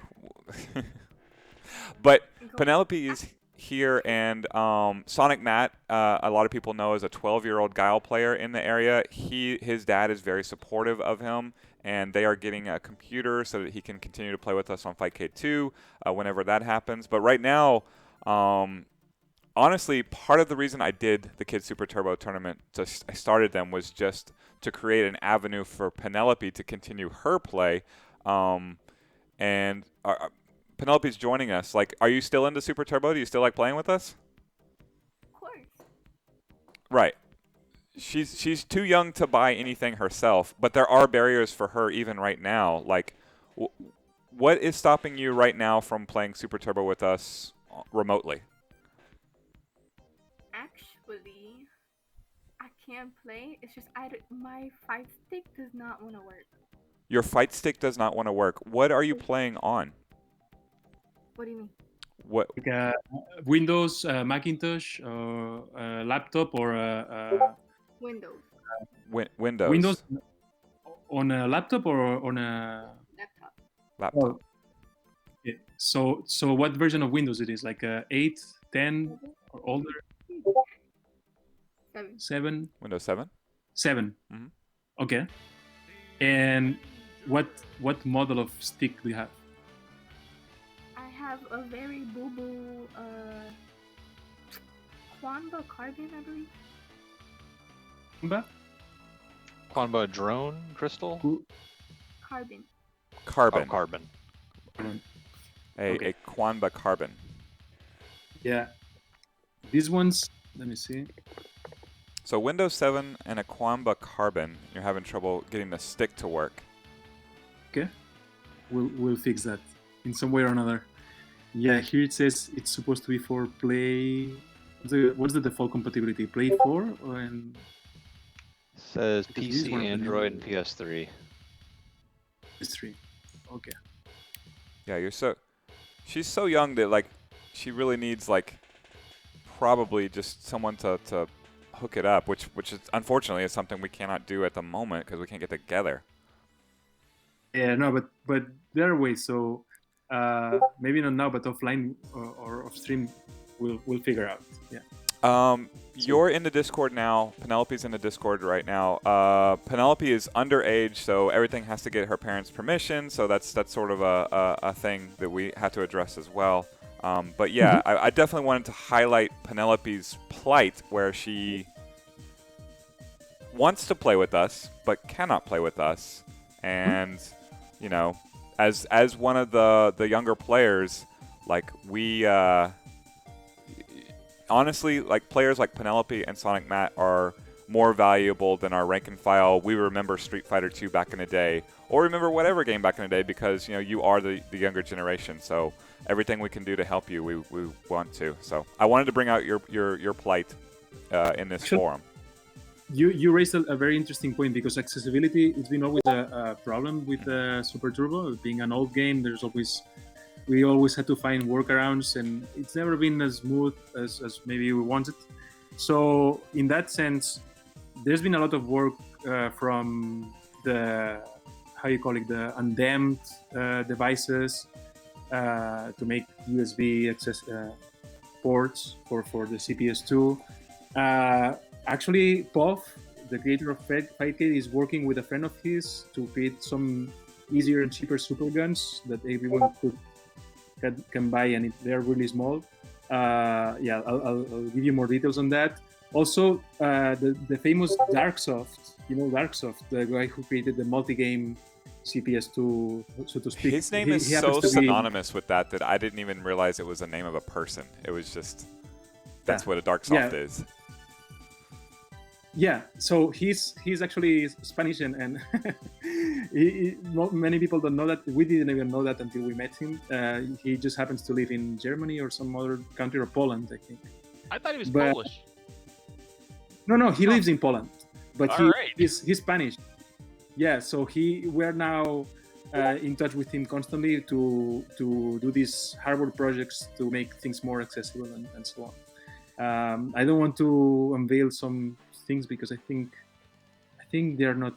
Fuck! I should have asked. There was an interesting project that we're doing with Darksoft in that sense. But anyway, all at his due time.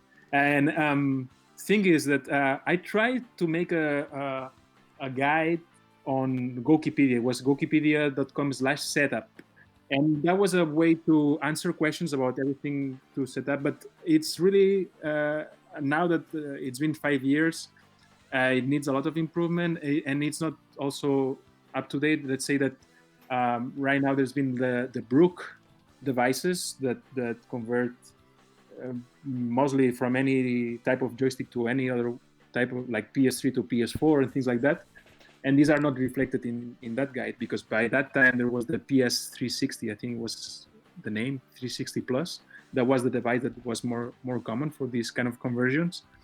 But anyway, that's part also of the work of making it accessible. It was also very hard for people to find the ROMs for Fightcade.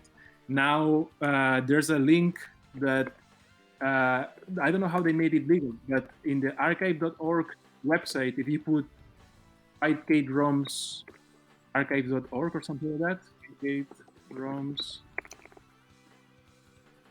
archive, there's a list of the ROMs there. I don't know if that should be saying this publicly, but I think, we can't post it in our Twitch chat without threat of being banned. But also, we have been in our Discord. We have Fightcade instructions that include links to get those, because we are playing a Fightcade tournament tonight, Tuesday Night Fights. We're doing King of Fighters 98, so you can get that and Super Turbo and Vampire Savior, which we'll do after that, and a couple of other games that we're highlighting. But yeah, there are links in the Discord, and Lego has been big on helping us get that. Yeah, sometimes it's those things that you have to sometimes cross your lines, but it's all for making it accessible for everyone. But the problem that she was having is also a very common problem. Like, this joystick in this operating system is not working, so on. So we're trying to optimize more and more the guides and tutorials and the FAQ for that as much as we can. But it's an ongoing problem that, yeah, it's a challenge. Mm-hmm. Let's see. Personally, before I let you go, why are you named Yogaboy? Good question. You're a Dawson player, right? Yeah, I'm not gonna lie. When I first met you Yeah, and you played Blanca against me, I was pretty thrown off. Yeah. Don't worry about. I'm just addressing something about the guy who posted the archive.org link. There's no problem on that, because archive.org in itself is just a very known website that it's actually archiving snapshots of all the websites. They call it the Wayback Machine. Right. So there's and I would have just cut the chat away if I thought it was going to be a problem. That link is fine. Yeah. So don't worry about getting that. At least the main website. it's funny you like in the games of versus when I've been there, like Japanese people were saying, well, you're from Spain, but you don't play Claw. You're Yogaboy, but you don't play Dalsim. You know. I think it was because around 2012 or 13, when I just found out about the scene, Arcadium from LA, he was doing the very first streams along with El Trouble and Tanya, and they were starting also around that time. I think a little bit earlier maybe, but they organized some tournaments on GGPO, I think it was, called the Queen of Noobs. So it was open to all the noobs that wanted to join and that. And I joined that, and as many people, like everyone at the beginning doesn't know the character to use. So I was using Ryu, and then I was using Chun, and at some point I used Dalsim. And I think that's why I put Yogaboy, maybe. But somehow, I think I got the wrong advice at the beginning, because people were saying, well, Dalsim is too complicated. You should start with other characters, blah, blah, blah, blah. And I was enjoying Dalsim, so why should I change to another character? But anyway, it happened that I ended up with Blanca. I don't know why. Not that I'm playing a lot with all the work that you see. But yeah, I think I enjoy also more other parts of the scene. But in that sense, I think it was because at some point at the beginning I was using Dalsim, but that was for a short period of time. Did you have a question, Bokai? Yeah, so I know you mentioned Spring Series last year. You stayed with me, my brother, Noun. What did you want to say? The first part. Just wait. The first part is, what was the experience like? How was my brother as a host, and what did you think of the tournament overall? It was amazing. I mean the best host ever. So yeah, it was. Yeah. You guys treated me like a local. I cannot complain. And I guess that you are going to to mention a little problem I had at your place. Well, you don't have to elaborate, but but I was just gonna say, do you remember the soap that you used? Yeah, let's say that I was using your bathroom, and when it came to like when I was in the shower, it's like, okay, what soap should I use? And there were so many, and I probably didn't read the labels properly, and there was some, how do you call it, those that Let's just say one was natural and minty. Yes. I mean, well, that if you put it in certain places, it starts itching a lot. So let's say that I had my itching private parts for a while. Yeah, for a day. I don't think you need to elaborate anymore. Just wanted to make sure. It wasn't, in my defense, it was Josh's house. It wasn't mine. So blame him. Blame my brother. From now on, if you go to someone else's house, please read somebody, the label. How about this, Bokai or somebody who was at there? Why don't you message me what you guys are referring to, and I will find a way to like mention it gracefully.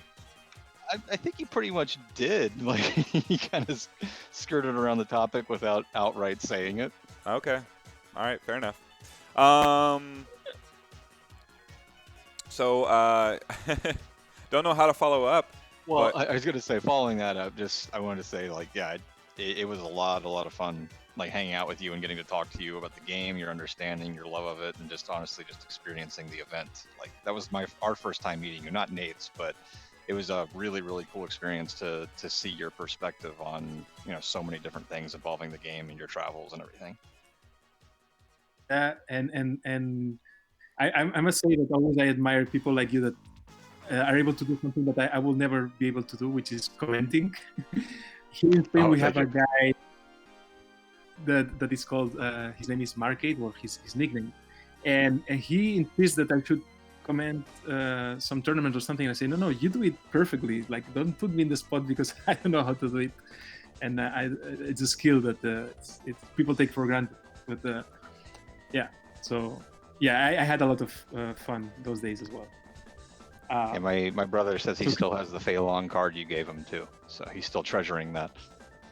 Ah, yeah, true. Yeah, I still have living. that D20 somewhere around here, or whatever the die was, Ah, yeah. I which was made incredible. the. You call it die or dice? I'm not sure. One die, one would be a die, right? Yeah, And then okay. multiple would be dice, and then usually they come in pairs because it's the two six-sided dice that we I use. see. I see. Ah, so I was saying it wrong. So yeah, I sometimes I like to give away like rare super turbo stuff like this Bandai 1994 1994 cards with they have all the characters, and then yeah, that's why you got the Fei Long there. And I tried the die that he mentions is like something I tried as well with a company in Hong Kong who was like allowing you to do like a small set of dice for not very expensive, and I put like a 20 side die with 16 characters plus Akuma plus some other stuff, and then you could do like maybe for random tournaments you Right. throw the die. Yeah, literally throw And, the dice random tournament. I want to do that at some point. I got to find where I put the die, but it sounds great. yeah, it's small, so yeah. But we tried it here in Spain a couple of times, and it's well maybe more, and it's fun. It's really fun to play with.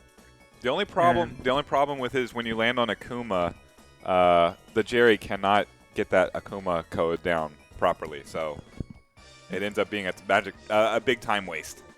Yeah, yeah, because actually that's one of the misconceptions going around of how to pick Akuma, and until I found, I think it was Ganelon Claw from New York who pulled up the right instructions, and I put them in the Shuriken Wiki, and you can see them there. Also, I think that this thing about giving presents, it's the ones to blame are the Japanese guys. Every time that you go there, they give you like a lot of stuff, like presents and so on. Like not all of them, but there are guys that are always giving away stuff. So I don't know. We try when we go in group there, we try to do the same.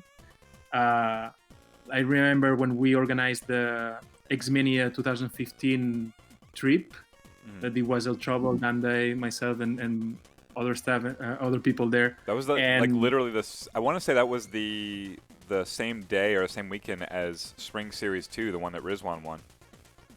Because we were watching video of that. I think you're right. Yes. Yeah, definitely.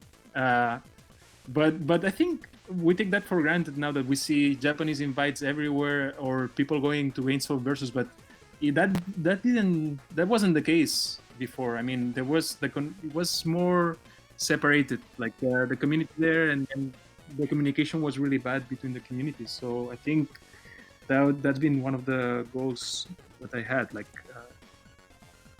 but yeah, and with the footage that like we create everywhere, so people know more about other players from elsewhere. So nice.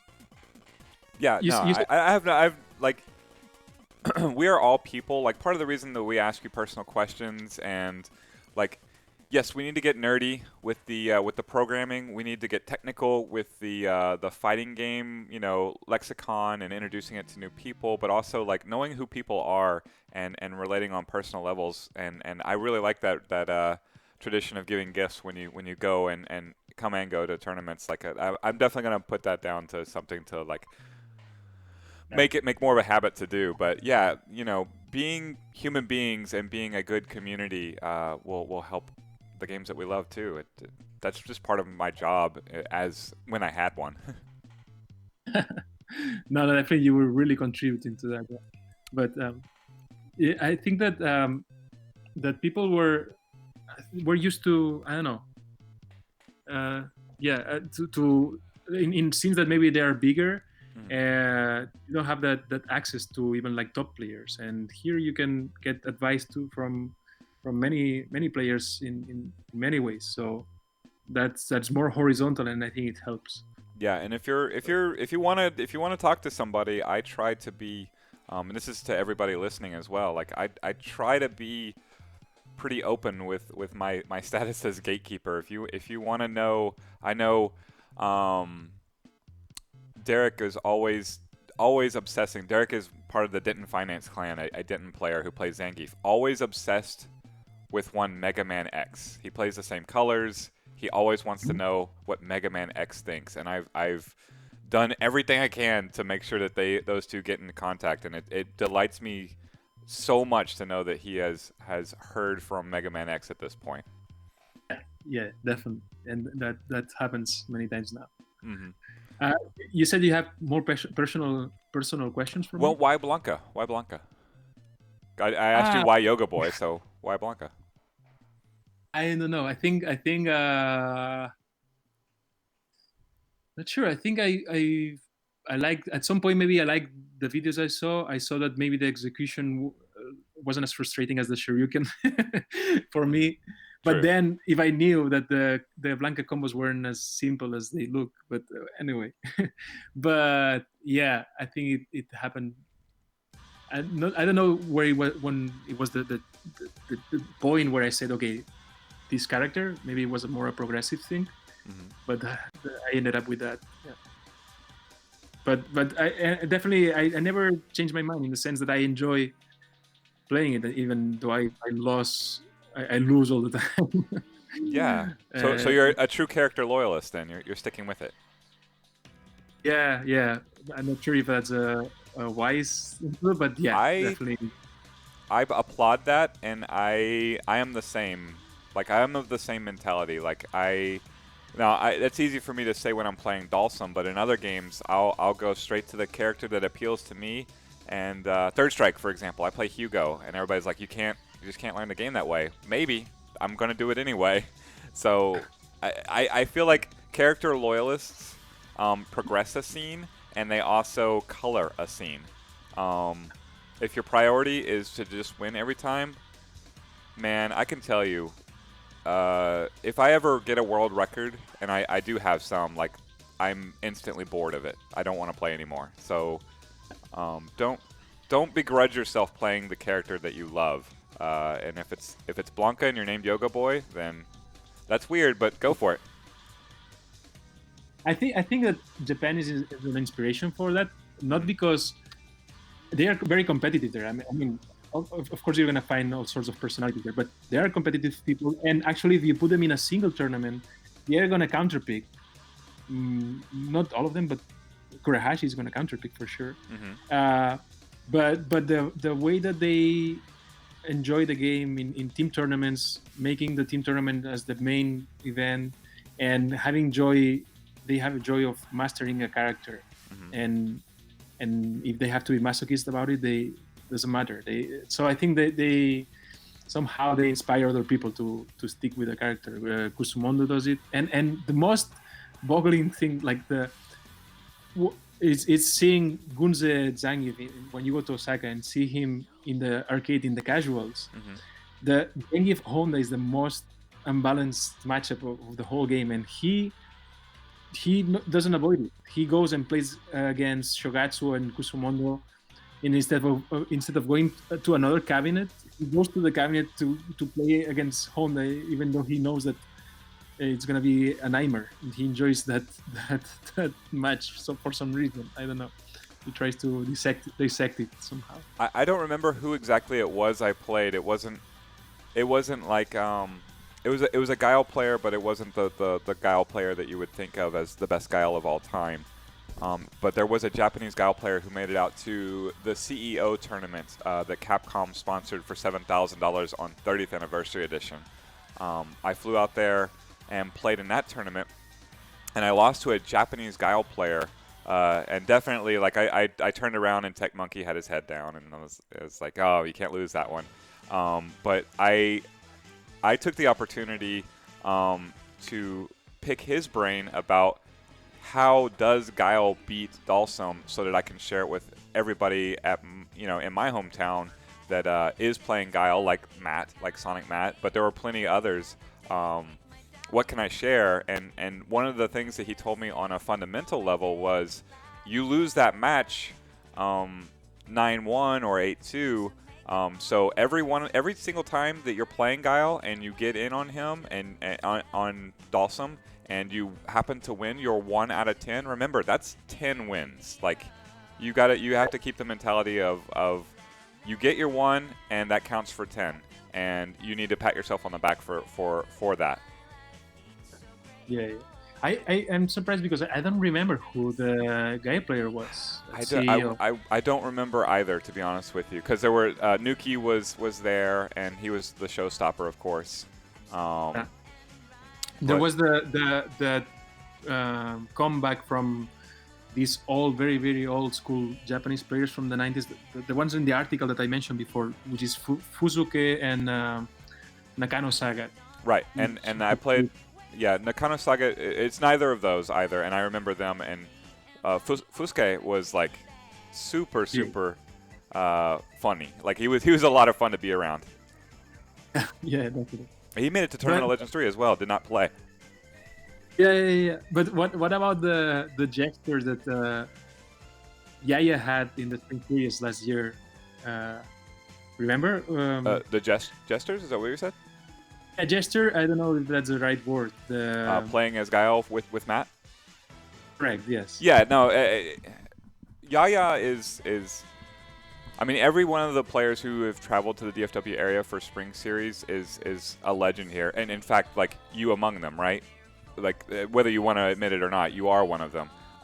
But Mega Man X in the chat, like the same way, like everything that an outsider does out in here, we like to welcome everybody as a family member, as a local, as we would a local. Of course, we want to win too, but like that all works itself out. But we want to welcome everybody as locals, and Yaya in particular has taken to that, like to the point where he wasn't scheduled for this Spring Series, but like that's the hardest one to be like, well, there's another Guile player, and he plays the God as well. Like he's like the favorite player amongst many people here because he's been so nice with his time, how he treated Matt during his time playing Guile and not Sagat against him. Taking the time to talk to him before, during, and after the tournament. It just goes so above and beyond. It feels like Yaya in particular is, I don't know, it's possibly being a father himself. He really shows a lot of class and doesn't miss the opportunity to spread Super Turbo to the next generation or the next continent as he comes out here and is an open book. But you have to think that the way that Yaya was pictured in the Daigo comic book, being, I mean, he's the one villain, that, right? Say it again? He's the villain, right? He's the antagonist. Exactly. Yeah. So no, he's not that at all. Yeah. How much of that is true? Because maybe, I don't know, in his old days, maybe he was a rough guy, or I don't know. But that's why the way he's pictured, and also he could be less humble because in theory he's the one who taught how to play the Fireball game to Daigo and so on. But when he went to Spring Series, it's not only that he played against Matt, is that the story goes that he played first against Otochun and beat him with Sagat. Yes. And when he had to meet him again in the losers bracket or something like that, he played Guile. Instead of playing with Sagat again, he played with Guile because he wanted Matt to see the character being played in the tournament. Yes, that's like correct. That. Yeah, Josh even says that he said this is for you to Matt. Yeah. Yeah, and it's I don't know. He'd be hard pressed to be an antagonist in the story of the Dallas Super Turbo scene because he's at the top of all-time good dudes who've ever been to Free Play Arcade, and we will always appreciate him. He even told me, like, he wants to try and move out here at some point, which, like, what a ridiculous benefit that would be if he ever follows through on that. Like, he would be certainly welcomed, and you talk about, we'll just name half the wing of the arcade after him if he does something like that. That would be crazy. Wait, Yaya was talking. You talking about Yaya? Yes. Talking about moving to Dallas? He discussed it. I mean, everybody says that, I think everybody, whenever they experience that there's this level of Super Turbo scene in Dallas, like we really do play in the numbers in which we say we do, they want to come here. and Dude, that would be a part of it. amazing. Oh my god. I would. Don't hold your breath. Don't hold your breath, Derek. I don't really have any more personal questions or questions. If anybody else has any last questions, Bokai, do you have anything? I don't think so. I think I hit the the shampoo story. That's the most important part. But thanks for hopping on, Ernest. It was good to hear your voice again. And sorry you couldn't make it this year, be it for whatever reason, coronavirus or not being able to make it, whatever. Hopefully we see you here again soon, though. Okay, Ian has one more question. How do we look like that at 42? What's your secret? As you can say with my projects, I'm very slow. So I guess that the time goes by slower for me than everyone.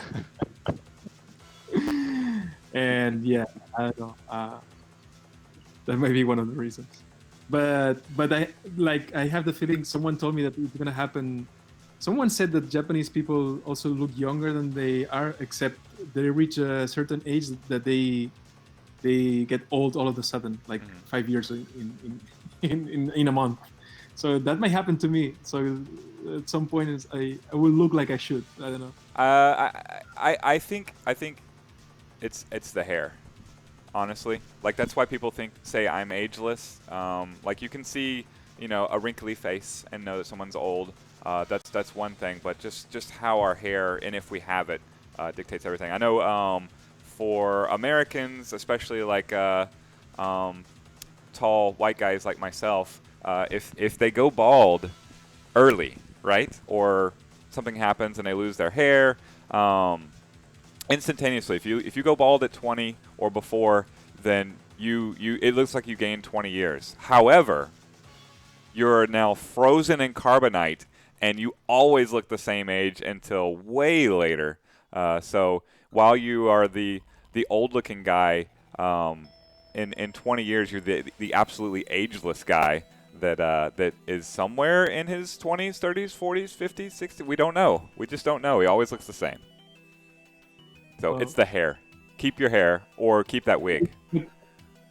No, but I have my hair is like in the picture now. But if I pull my hair back, you can see all the entrances or whatever you call it. So it's really, I'm also losing hair, and at some point I won't be able to fake it anymore. But yeah, that might be one factor. All right, so I want to thank you so much for joining us, Yogaboy.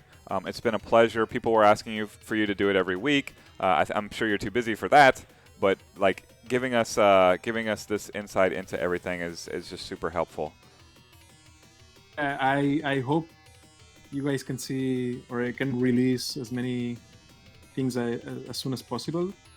But keep in mind, if anyone has video editing skills, contact me, because then I have a couple of technical questions to ask. Where's the easiest way to contact you? It can be either Twitter is Yogaboy2x, Facebook is Ernest Delgado. What else? Discord. I miss so many messages in Discord, so don't rely on that too much. Yogaboy2x.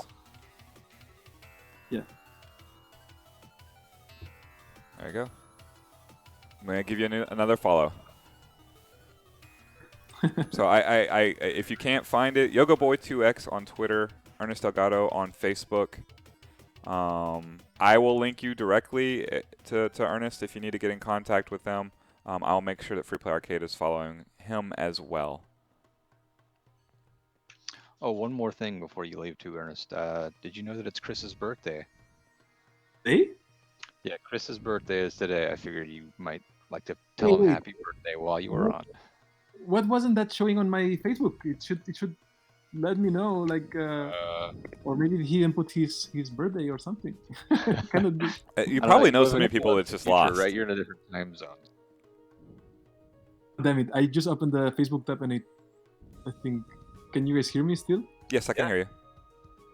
I don't know if you can hear us.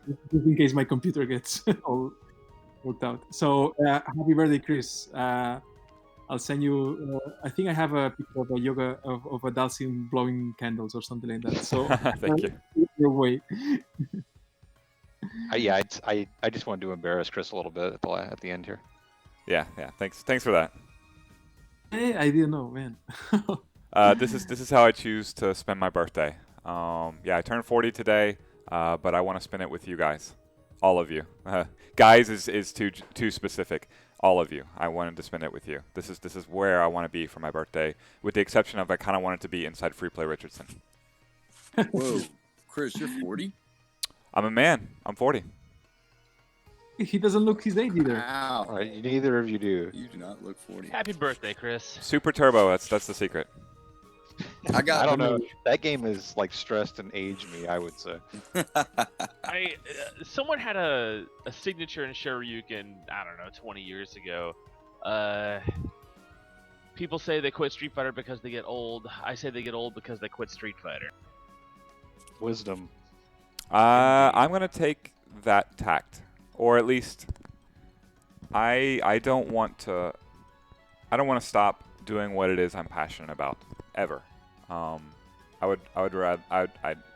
want to be doing what I am passionate about, because that might change. There may be a time when I move on from Street Fighter. There's certainly a time later than you would think when I moved to Street Fighter. So I might move on at some point. However, I always want to pursue my passions and my intellectual passions as well. And Super Turbo is pretty fun. Good. Yeah, so thank you so much for joining us. The door is open anytime you want to join us, anytime you want to have the floor. Anything I can do for you, Ernest, you let me know, and I'll do my best. I'll keep that in mind. Definitely, maybe at some point, I'll ask you to be announcing something in a stream or something, so that will help as well. Yeah. Okay. Yeah. No problem. As far as commentary, if you want commentary, then ask Boat Guy. But if you need me to make an announcement, then sure. Yeah. Maybe I'll ask Jeremy for commentary advice.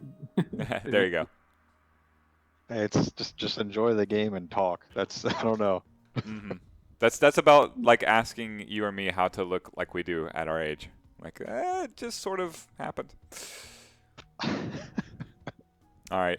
Thank you so much for joining us. We'll talk to you soon, Ernest. Oh, thank you. All right. That was Ernest, aka Yogaboy, and honestly, I would talk to him all day long, every day. He's just one of those guys.